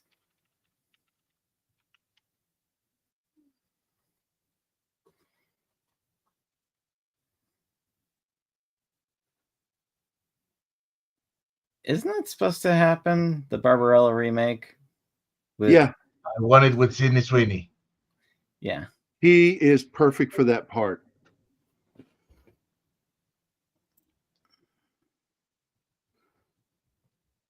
Yep. Yeah, if she does it right, she's probably going to be like one of the top dogs soon in Hollywood. Because she definitely seems to know that my looks aren't going to last, but I'm going to be using them to get as many opportunities as I can. But I'm still going to work on becoming a good actress. I see her going more into production in the future. That's what Margot Robbie seems to be doing.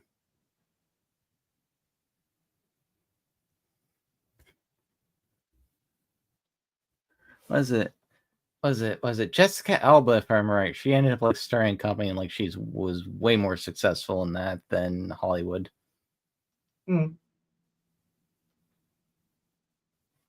Although nobody beats Jamie Gertz, marrying a billionaire.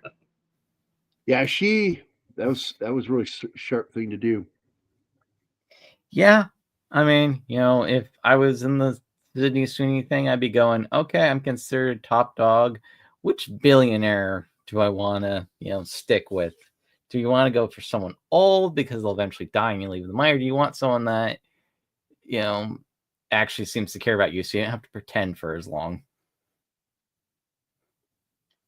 Wait, MLP? What are you talking about here? My Little Pony, OGMLP. Oh, yeah. My Little Pony. Well, just to put it this way, the last name of the creator of the Friendship is Magic's last name was Faust, which was appropriate given what happened to that series.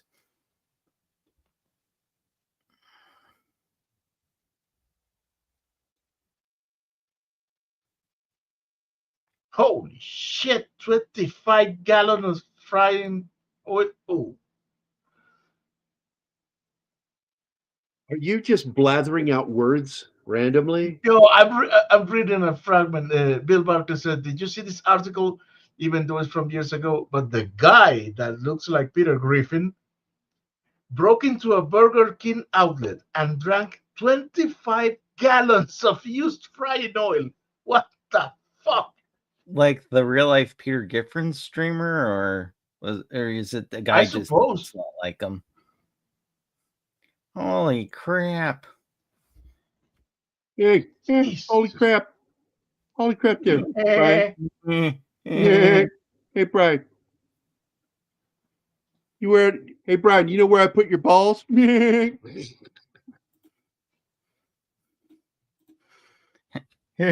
Should have been off the air 10 years ago.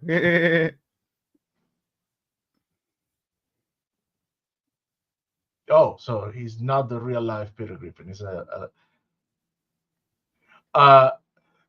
real life Peter Griffin. I don't understand either, like the length that The Simpsons and Family Guys are on, because it's like somehow if you don't get canceled by Fox long enough, you just become immune to cancellation from it. Well, they've gotten so old that some of the cast have died. Some of the cast have retired. And Seth MacFarlane obviously doesn't care anymore because he's not even writing anything. He just voices the characters. I imagine he's literally like probably in the booth for like a week. Getting his paychecks. Yeah, getting his paycheck, and it's like, well, we're done. Fuck you all.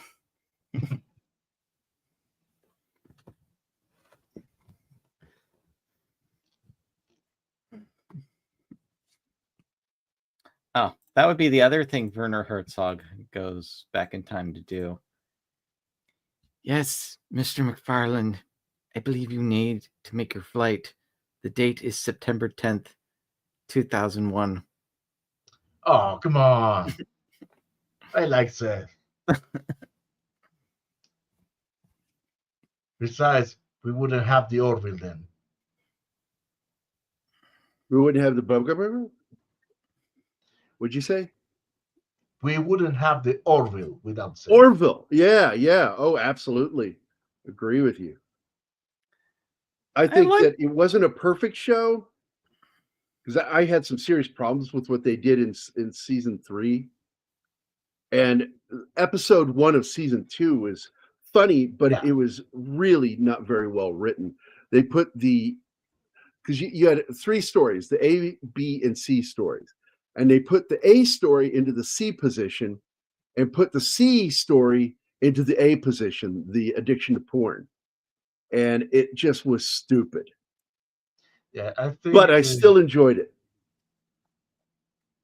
His personal need to mock Discovery got the best of him. Probably.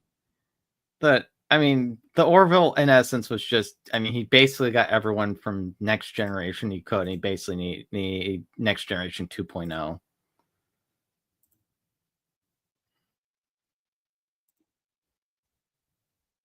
And it was good because of that. I'll tell you that now. It was really good because he had done that. Yeah. Though, I mean, my big thing is I prefer if Star Trek actually moved forwards. Like, let's go past the, Nemesis. And not just in the video game.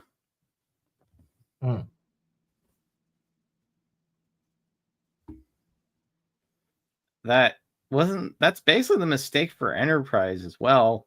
It's like this series is about looking forward to the future and all this other stuff, and you go back to the past, meaning that anything you do that contradicts anything that happened before is going to stand out a lot more than if you just went forwards and did whatever you were doing.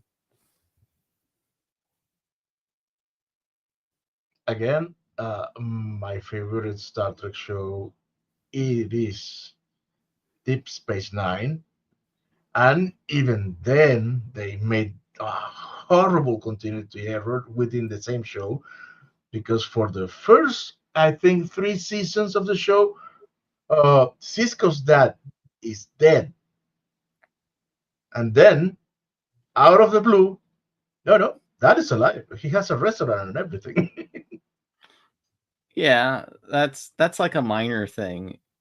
Minor. The guy is dead for 3 seasons. Yes, that's a minor plot point within the actual show itself.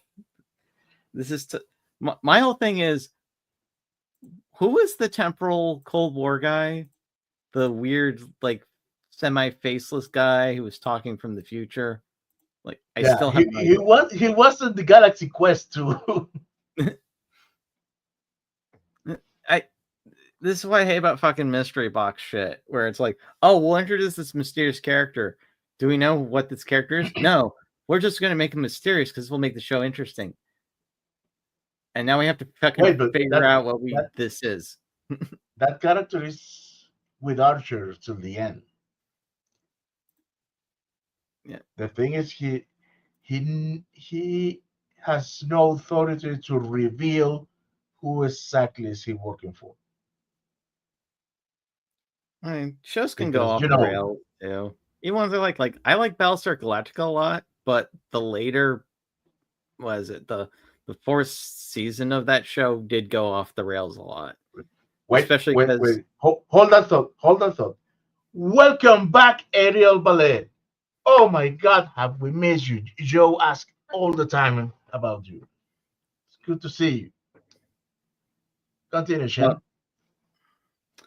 Once, I mean, like, the trouble with Battlestar Galactica kind of start when they start that whole Final 5 Cylons stuff, because it just felt like literally the writers like, well, we got to do something because we can't do Earth yet. So, who are the Final 5?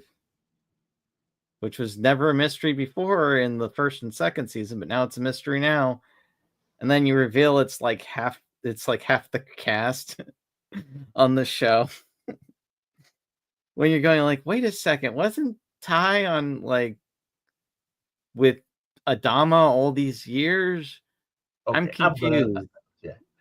I'm gonna be absolutely clear with you, Shelatsky. I love Battlestar Galactica so much that I forgive everything they may have done wrong. I don't care. Or my other favorite thing that came out from the Katie Sackhoff interview with Yeah. D. Moore was like, Starbucks. what exactly is Starbucks? And he's like, we're trying to figure that out towards the end, and we never really had an answer. It was satisfying. We just decided it's better not to answer. Like, thank you. I fucking knew it. I love her answer. Like she was, you have ruined me. I needed to know that. Well, here's the thing. I'm perfectly fine with ambiguity. If you still have an answer, you just don't give it. I'm fine with that. Like The Thing. Perfect example of ambiguity with the ending. Is Childs a thing? Is McCready a thing? They're probably going to die. Did they actually even stop the thing? A lot of that's ambiguous, but that's part of the way it's designed and the way it's intended to end. Now, I have only seen The Thing once. Gerry, don't lose your calm. I have only seen it once. I will have to see it more because the impression that I got at the end of the movie was neither of them, I mean McCready and Childs, were a thing. They both humans. Gerry, tell me how wrong am I? What are you talking about? Sorry, I'm back. The Thing. I said that neither Childs nor oh my god, help me, Shanosky. Childs and McCready. Neither of them was a thing at the end of the movie. Well, here's where I stand. Let me go and shut this off here. Hold on. Stop camera. There we are. So at the end of the thing, he knows. John Carpenter said that he knows who it is because it's his story, his version. He wanted to create or do his own version of Agatha Christie's And Then There Were None, where everybody dies at the end. And the killer, horrible death. Because the killer in this story is the Thing. Okay. And so which one, who's the killer and who's infected? So basically what Carpenter did there is he gave us the ending of And Then There Were None, because if you know that story, everybody dies on the island and the police are confounded as to who was the killer. They eventually do figure it out in a postscript because one person left a message that the real killer didn't know about. And the killer was dying anyway. And he, in one last act, he wanted to kill all these people that he saw as evil.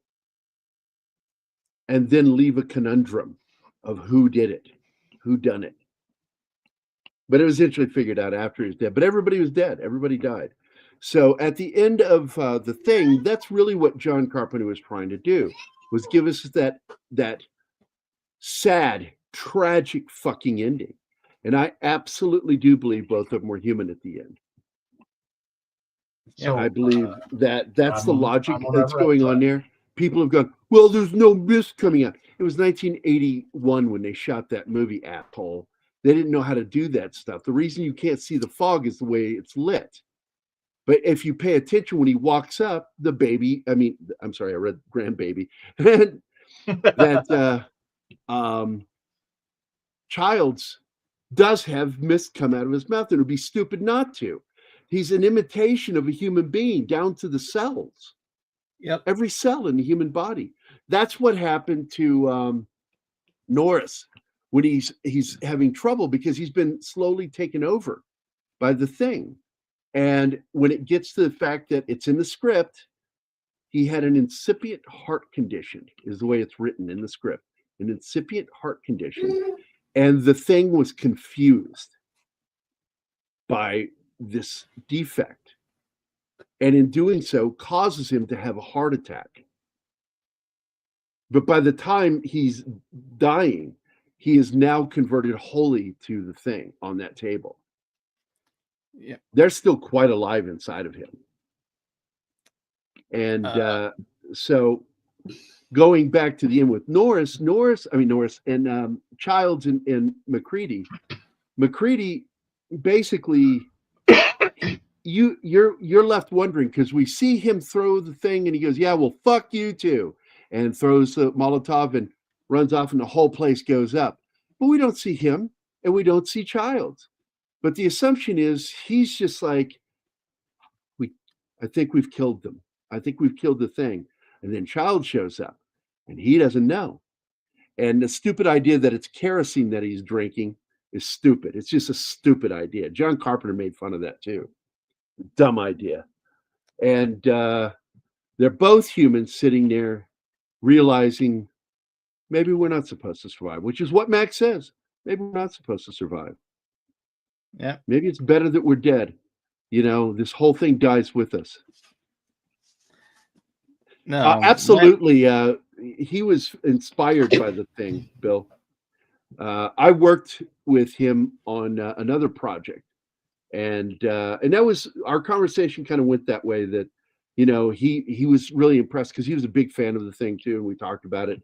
And I believe that it influenced him in that story because that's a horrifying idea that you have 30 days of night and these vampires come hunting on this city, this village. Yeah. That's and crazy. I love that movie. I do love that movie. I think it's better than the comic. Don't get me wrong. I love Steve Niles.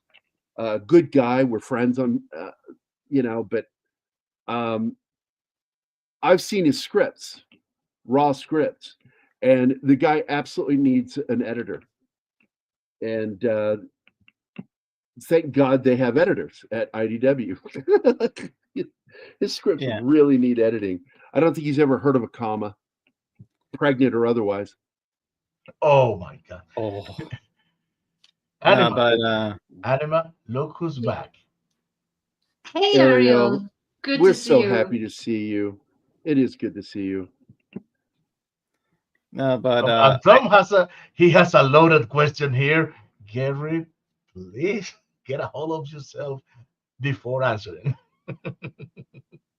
So why the E.T. thing? Oh no, I can tell you. No, it's a fact. Blade Runner and The Thing came out pretty much days apart. Okay, and they both suffered to E.T. There you go, extraterrestrial.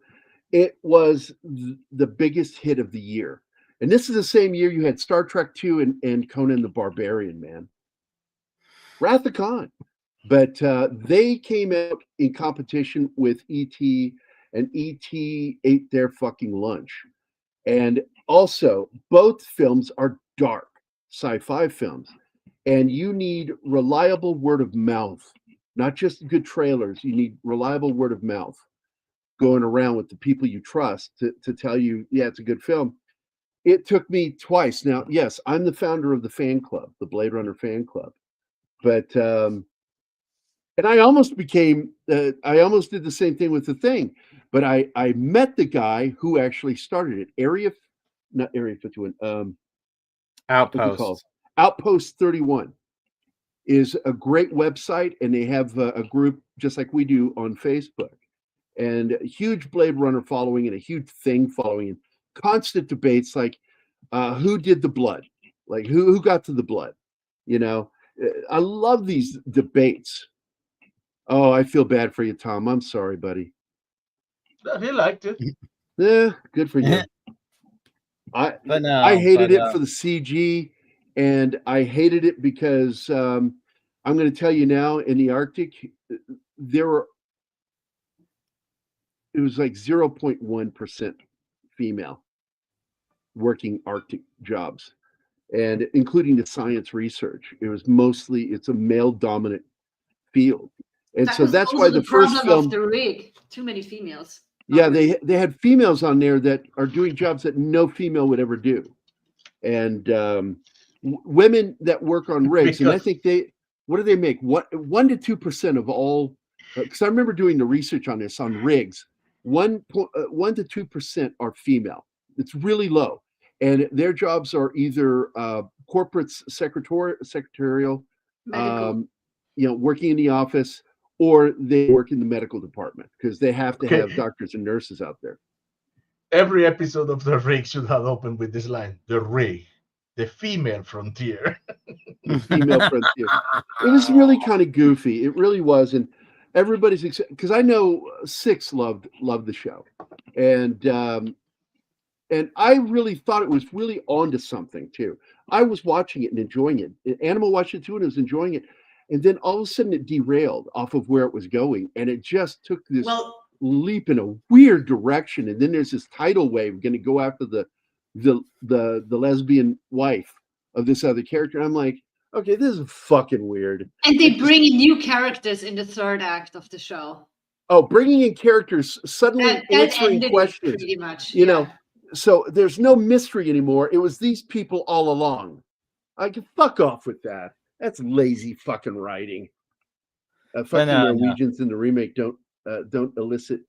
Well, they're also constantly going alone. That you lack the paranoia. That was the thing that made the original film so good, was the paranoia, and it came out during the AIDS epidemic, and it really hit people hard. There's the impact also in Blade Runner for the same thing, because the disease that's killing these replicants. It's all these things kind of tied into society at the time, and the thing should have been a better film. And the irony is, both films became not just cult classics, but beloved by society in general. It is considered a masterpiece of horror and science fiction, The Thing. And to be honest with you, 99% of it stands up to today. I consider it better than most of the horror you see today. I'm looking forward to, by the way, guys, David Cronenberg has a new film coming out, and it looks fucking weird. And that's what I love about Cronenberg, is when he just goes weird. And weird. He likes body horror. I mean, that's his thing. His very first stuff was about body horror.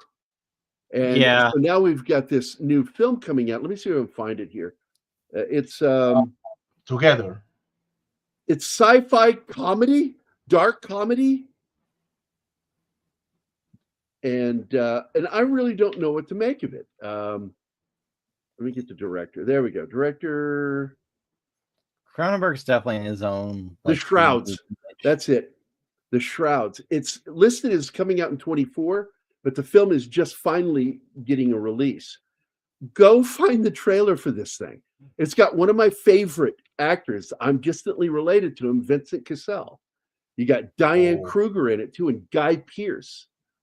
And the basic synopsis is Karsh, an innovative businessman and grieving widower, builds a device to connect with the dead inside their burial shroud, so you're still able to have connection with them.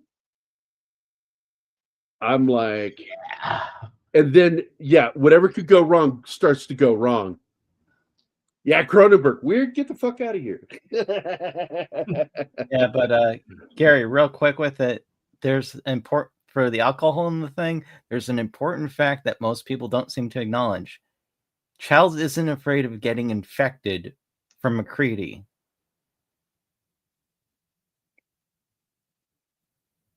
Also, Mac isn't either. Yeah. And I think that you have one of two things going on there. You have two choices. Either they're both the thing or they're not. Because they're alone. And absolutely the thing could take him over right then and there. There's no fight that Mac could give, and vice versa. So either they are the thing or they are not. and that is Schrodinger's cat. Cat. Mm. And I kind of think it's a toss up with Childs, just because.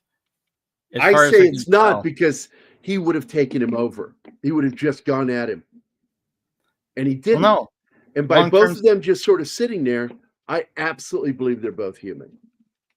Well, no, long-term survival strategy. If he just sits there and they both freeze, McCready dies, there's a possibility it could live on after it thaws, if it ever gets thawed again. Well, I have a theory that says that this is how they replicate, how their species replicates, that by creating the new cell, that is actually a whole new version of the thing. People go, well, what does the original thing look like? A cell. That's all it is. Each cell is its own creature. That's why I'm always surprised when people ask that question. He says it in the movie. Yeah, every part of it is a separate organism. They just So it is one of those cooperative organisms. But if you threaten it physically, they'll either attack you in a group or separate and run. Like the blood test scene. Yep.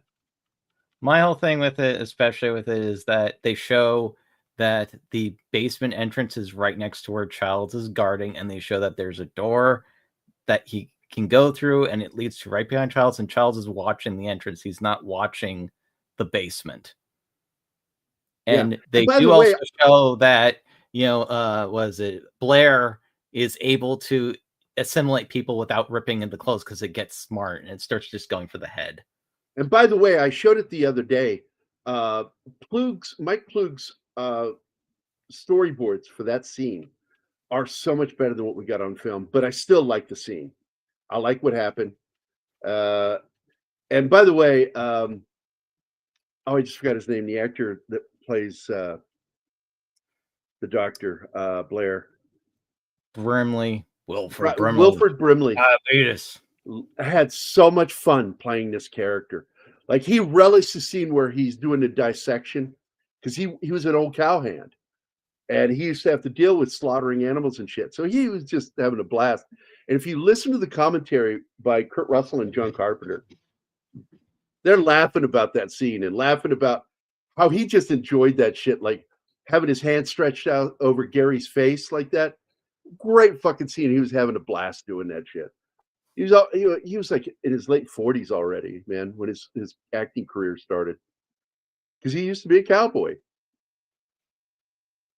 Did the replicators? Oh, and by the way, Battlestar Galactica is another one that borrows, because Moore used to be a member. I don't talk about this much. Moore, who wrote and created the new Battlestar Galactica series, was a member of our Blade Runner community on Blade Zone. Well, yeah, Edward James Olmos, and they get called, was it Skin?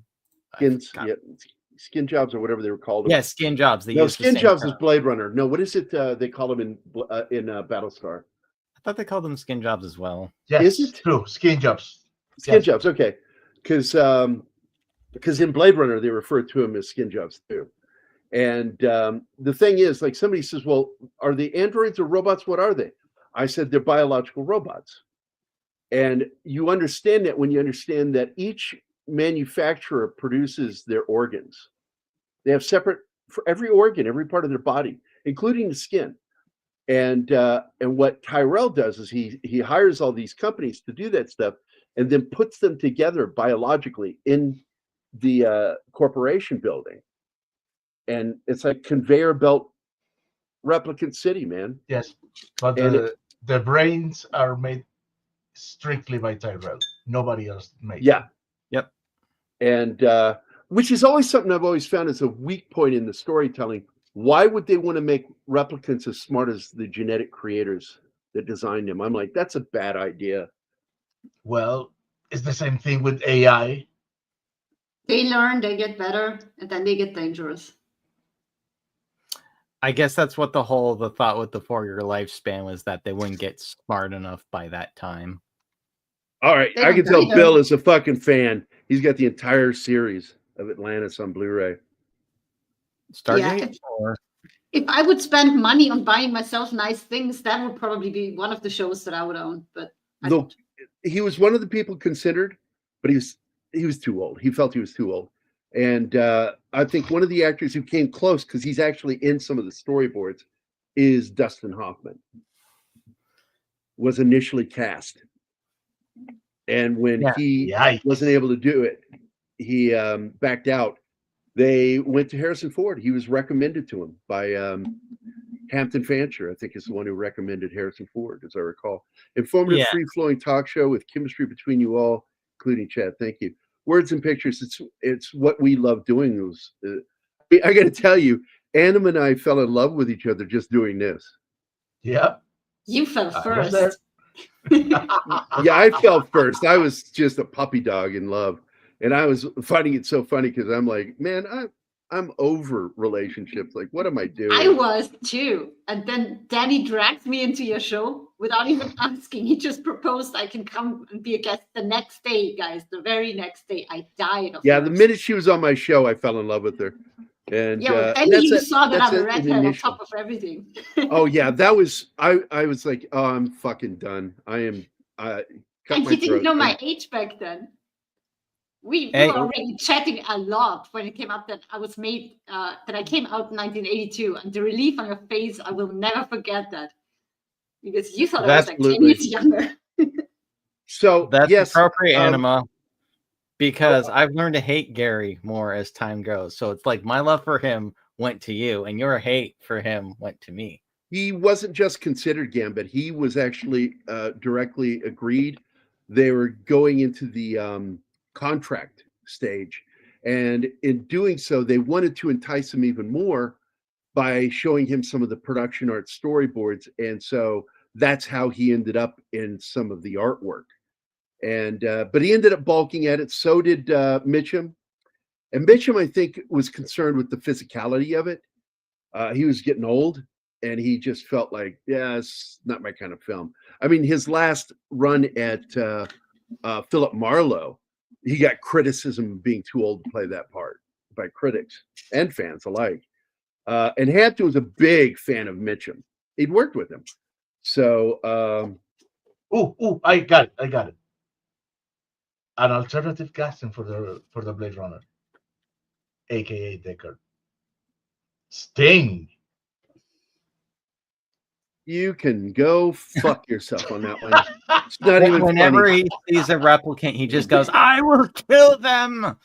I swear. Anyway, actually, one of the actors, when there was talk, Ridley Scott was looking to do a sequel, and he bought the studio where they shot Judge Dredd with the explicit agreement that he would get all of the props and sets from the movie. And he was going to do a film called Metropolis that was a sequel to Blade Runner. And all the fans were in an uproar, going, if he does this, he needs something right. If he's not going to get Harrison Ford and do some other character story, he needs Gary Oldman. Gary Oldman, and I still say this, that Gary Oldman was, between the year 1995 all the way to 2015, the perfect actor to have played a reptitech and pulled it off realistically and believably. But he's gotten too old now. Now he's got his own show called Slow Horses, which is fucking amazing. It's on Apple Plus TV. Ooh, and if you've never seen... I need to get caught up on that. That show is so fucking good. I love it. Slow Horses is the nickname for the house they are in, and their house is part of MI6. They're the bad boys who've gotten in trouble, and girls. And they've been knocked down a peg, not fired. Instead, they're sent to Slough House. And if you're at Slough House, you're a fuck up. And this is your last place to continue working for MI6 or try to get back into their good graces. And Gary Oldman is in charge of this fucking unit, and he's a complete bastard. And he's so fucking funny. And he's clearly, I don't think he believes in bathing. His hair is always greasy, and he's smoking all the time, and his clothes are unkempt. And he's just so fucking good in it because he's almost always right with whatever he does. He says, I told you that was going to happen. If you'd listened to me, he wouldn't be dead now, it's that good a show. I can't recommend that show more. It is one of the best things on, I'm doing quotation marks, television, because Yep. television doesn't exist as television anymore. Yeah, I know, but Harrison Ford is a contrast, hated the shooting of Blade Runner. Actually, it didn't start out that way. What happened was Ridley started changing things that were in the script and wanted to go off on this idea, this tangent that again is not in the script, of Deckard being a replicant. And he also was irritated that he didn't have Deckard doing detective work. And he was fighting with Ridley all the time. And it became a very tense shooting set. And on top of that, I'm not confirming or denying, but there's a really good chance that he had an affair with Sean Young in the film. And because that's just sort of the thing that he did back in the day. He did the same thing with Carrie Fisher. There was rumors that's what ended his marriage, that is it Leslie Ann Down, the English actress who was in that World War II movie with Hanover Street, that it got back to the States that they were seen out together at night, and got back home. And I'm like, that's what he is. He's a philanderer, you know. I don't think Harrison Ford's a very good person in many ways, but he's rescued people, and I guess that's his way of trying to get back into heaven in real life, with helicopters and planes trying to look for missing people. But, Gary, I do have an actor I think could play Blade Runner, not Deckard, mind you, but like if you did another spin on it, if you've ever seen the adaptation of Crime and Punishment he was in, like that particular spin on it. Oh wait, Ian McDermott. Wait. Ian McDermott. Okay. Yeah, he was in Crime and Punishment. Yeah, there was a BBC Who did he one. He played the detective, Petrovich. I got to go back and watch that again because I saw it when it came out, and I probably didn't know who he was at the time. Yeah, but that style of detective, where being very friendly but is actually judging you and examining your motives and everything else the entire time, to the point where it gets really fucking creepy. Just because he's just like, it's like, oh yeah, I'm not accusing you of murder. Just the kid he's talking to at the time is just like literally starting to stress out as all hell. He's just talking about like drapes and all these other things. Because this was another reason. Okay, yeah, I want to. Can you please answer Bill's question, Gary? He asked you twice now. Which one was it? I have so many questions coming at me. Do you have the Blade Runner 1997 PC game? Yes, I do. He really likes it. That's what I was going to go look for. Hold on a second. He has all the version of that game. I had the older version and the new version. Yep. Let me go to our. I'm in the wrong thing. Where do I go? I'll look here. Phrasing.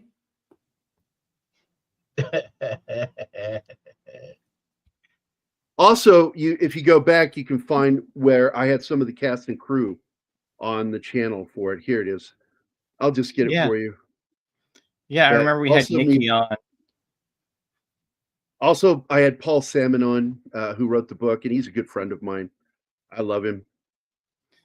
He's just a sweetheart of a guy. I remember Nikki talking about just that basically at the end of the shoot, literally Harrison Ford's just sitting there in the rain, tired out of his mind, just waiting for his like next one. Like he's just like, I hate this. And then they had to take it. And that's what I was going to talk about too, is that Ridley made that shoot so miserable. He would smoke the rooms up with this horrible smoke. It was acrid. And the actors had to try to act with all this smoke in the air because he liked atmosphere. He wanted to create atmosphere. And the same thing with the rain. Everything was wet all the fucking time. And it became a miserable shoot for everybody involved. And here you go. This is oh wait, I don't know if that's what did I just share? That's the 40th anniversary right there. That's the 40th anniversary video. If you click on that, you can see me have the guest, and you'll see a fun moment where it seems like we're about to derail on a question that was asked by one of the actors that said, why did Harrison Ford hate me? And I'm like, we are not going to do a psych eval on this show. And so I derailed us or put us back on the rails and refocused the show back to what we needed to talk about. That was a scary moment. And then this one is the game where you can follow. I played the game on the channel. Oh, by the way, speaking of Sean Young, they could have actually brought her back. I did not say a name, you son of a bitch. You mentioned her name earlier. Yeah, you mentioned I her said earlier. it earlier, but I didn't mention it when I was just telling that story. Yeah. Everybody's going to connect that Go on. that's who I was talking about. Because I know her personally and I love her. She's a sweetheart. And I don't ever want to say something that's disparaging to her. So go ahead, Shinatsky. No, I was saying with Blade Runner, where they were trying to do a follow-up, they could have brought Sean Young back as Tyrell's niece, and that would have been really interesting because she could have played a completely opposite character. That was one of the big complaints I had. The Tyrell Corporation went under, and so they got this new guy, and I'm like, no, thank you. He should have worked for the Tyrell Corporation as one of their geniuses, and it should have been run by his niece, played by an older Sean Young. I absolutely agree with that, and I think it was dumb doing what he did. I know a lot of people like that movie a lot, and I'm telling you, I enjoyed it too. For the most part, I think I like it a lot. I like it a lot, but I like it a lot. Yeah, but that doesn't I don't. impede me from seeing that possibility. Oh man, yes, Olsen Young being as evil enough to make another replicant to Tone Decker. Oh, my shit. god! Oh I didn't no, realize it wouldn't have they been her was. making one. Wouldn't that have been a great revelation? It's like, who the hell do you think I am? Because he thinks like, wait, you her back? Why is she old? It's like, No. She has to know. She must know. She has to be that evil. Said, oh no, I'm not her, but this one. And she then And that presents sort of him happens the in bride. the sequel books, where you meet the original person that Roy Batty is based on, and he's a scary dude. He has that SIPA disease. You guys know what that disease is, right? No. We don't be saying. Shinatsky should know because he just watched a movie about it called Novocaine. SIPA is the disease that prevents you from feeling pain. Yeah, and I knew a guy that the had original that. Roy Batty, the human. Oh God, I enjoyed those books. They're weird because he amalgamated J.F. Sebastian. He didn't kill him; he survived. And J.F. Sebastian is a mixture of J.F. Sebastian and John Isidore, the character from the original book, Duendra's Dream of Electric Sheep. So he did some real, because he works for a veterinarian, which is what he worked for in the book. So he mixed it. And the reason why he got it was because Philip K. Dick, before he died, said that wrote on paper, that he as an author has a right to write the sequel to Blade Runner and Duendra's Dream of Electric Sheep as a book. And so Warner Brothers could not stop him. And I think he's in Stratton, I can't remember. But they were interesting but weird books, and you kind of got to be a real fan of that cyber noir, kind of science fiction to enjoy the books. Do I consider them legitimate sequels? No, not at all. Because we know that J.F. Sebastian died. He was killed by Roy Batty. No, he's killed by Rutger Hauer. No, I'm saying that if you did a Fall to Blade Runners, it would have been a fun way to do. Instead of the guys solo, you do Blade Runners. You do partners.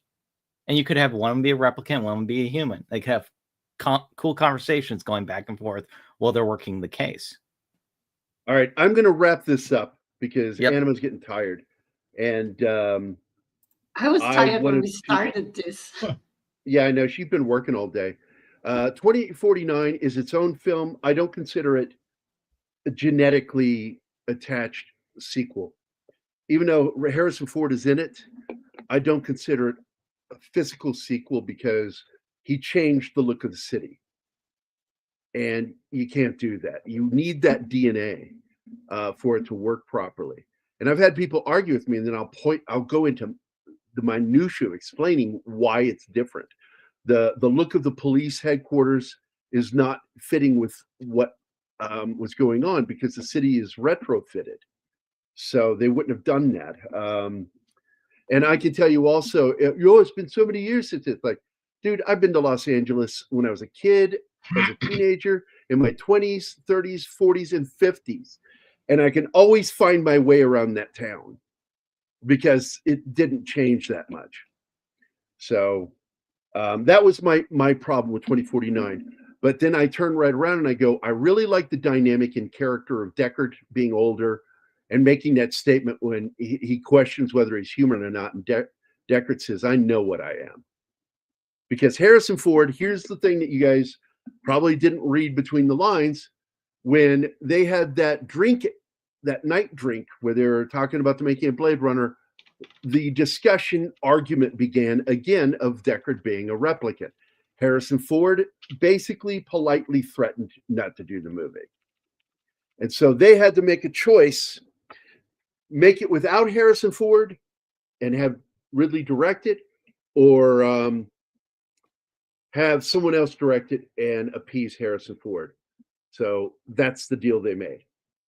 And that's why Ridley suddenly dropped out of directing it. And there's no other reason. He's made up excuses, but the fact is that argument, they tried to play it off like it was nothing. And I'm like, you don't understand. He almost walked off that film over that, the original film, that fight they had, because it got really tense between Ridley Scott and Harrison Ford, to where sometimes they wouldn't even talk to each other. And yeah, they did I think 3 or 4 webisodes. The animated one was really cool, and I also like the one with John Batista. Even I don't think he's a good actor. He was good in it. I would never do a gossip channel, my friend. Never. This channel is enough work as is. Jesus. I know you can dance live on YouTube because you'd get the channel taken down, but we all know you danced weak. Ariel. Yeah, she threw a banana at Martin to make him dance and called him monkey. Oh, he fought that tooth and nail, and he was going to walk off the new film, the 2049, if that was the direction they're going to go. They said, you can get somebody else. And so the studio had to make the decision, who's going to be the bigger draw, Ridley or Harrison? And the answer is Harrison Ford. And it's still tanked. And it's still tanked. I'm like, why did you put that much money into it? They should have made that film for $50 million, between 50 and 60 million, and kept to the roots of doing it with the retrofit, stick to the ground, don't go too much in the air, and limit the effects, but make the effects good. But they went over the top, and they made a film that would never make its money back in a theater. I'm hoping they make money back. Not making their money back. Amazon, $20.99. Yeah, yeah. Let's kill it. I am so not interested in that series they did, the animated series. I didn't like it at all. I didn't. The comic book series, it's like this. Why? Because they made them right in the middle of this. Make everything female. Make everything female. So your main protagonist in the comic series was the female. And then they did the same thing with the animated series. I was just like, this is terrible. Total Recall TV series was a better Blade Runner series than that was. And Total Recall, the series, is more Blade Runner. And but that's it. I'm going to end it there. Black Lotus, I did not like that show at all. Yeah, did not 3 like p.m. Central Standard Time. Yep. Erdogan. Yes.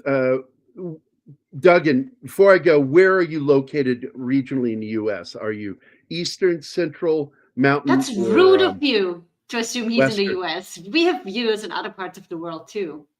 Well, I'm assuming that they're asking the time Yeah, you that they're in bigot. the U.S. They're St. asking Louis. the time period. All right, stop talking. Stop talking. St. Louis. I'm in Missouri as well, Dugan. We're close. We start at 3:00 Wednesday, Friday, and Saturday. And until I'm done with this book, it's just going to be drink and draw. Well, we're just going to do this shit, kind of talk, because I can talk while I'm drawing. Although I do get distracted when I'm really focused. You can't see it, but I stick my tongue out of my mouth in the corner of my mouth. I actually do that, and It's I really cute. remember. Yeah, it's funny. People catch me doing it. And it's like I can't help it. I do that since I was a kid. When I'm drawing and I'm really focused on the drawing, I stick my tongue out. I have the tube upscaled version of it. I think it's actually a really good series. It's too bad it couldn't find a time slot, and it died because of it. Oh, there you go, Gerry. You met. Oh, we did? That's cool. That's nice. That's awesome.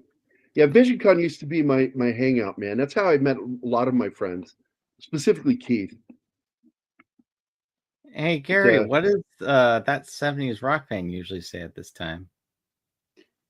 I don't know. I'm a shithead. I don't know. No, No, that's me. it. That's Show's me. That's over. my text. I don't know what you're talking Show's about. over. No? Did he And- say that? That's the video you play. That's it. Show's over. I don't remember. Pepperidge Farm remembers. Yeah, please, let's get out of here. I'm falling Absolutely. asleep Let's on get my out of desk. here, Wait. guys. You take a hell of a long time to say goodbye.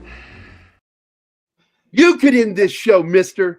I've always been calling Gerry out for his never-ending goodbyes. His record was well over an hour of going over. Just cut us off in the middle of the sentence. Come on, do it. Just cut us off. Just cut do us it. off. Do it Cut now. us off. Cut us off. Can I No, do he it now? doesn't have the balls to cut it off. Right, Gerry? I like you. You have balls. I do. thought you were ending the show, but yeah. Do. shit. Cut it down. Cut that- it down. Martin, what are we doing on Monday? This one.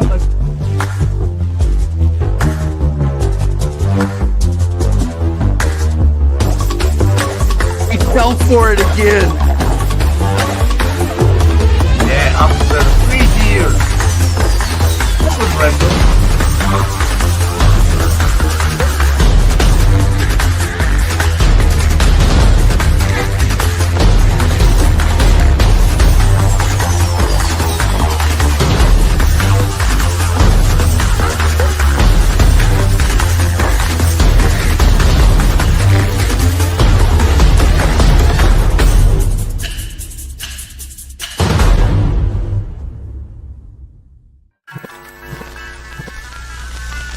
Y'all come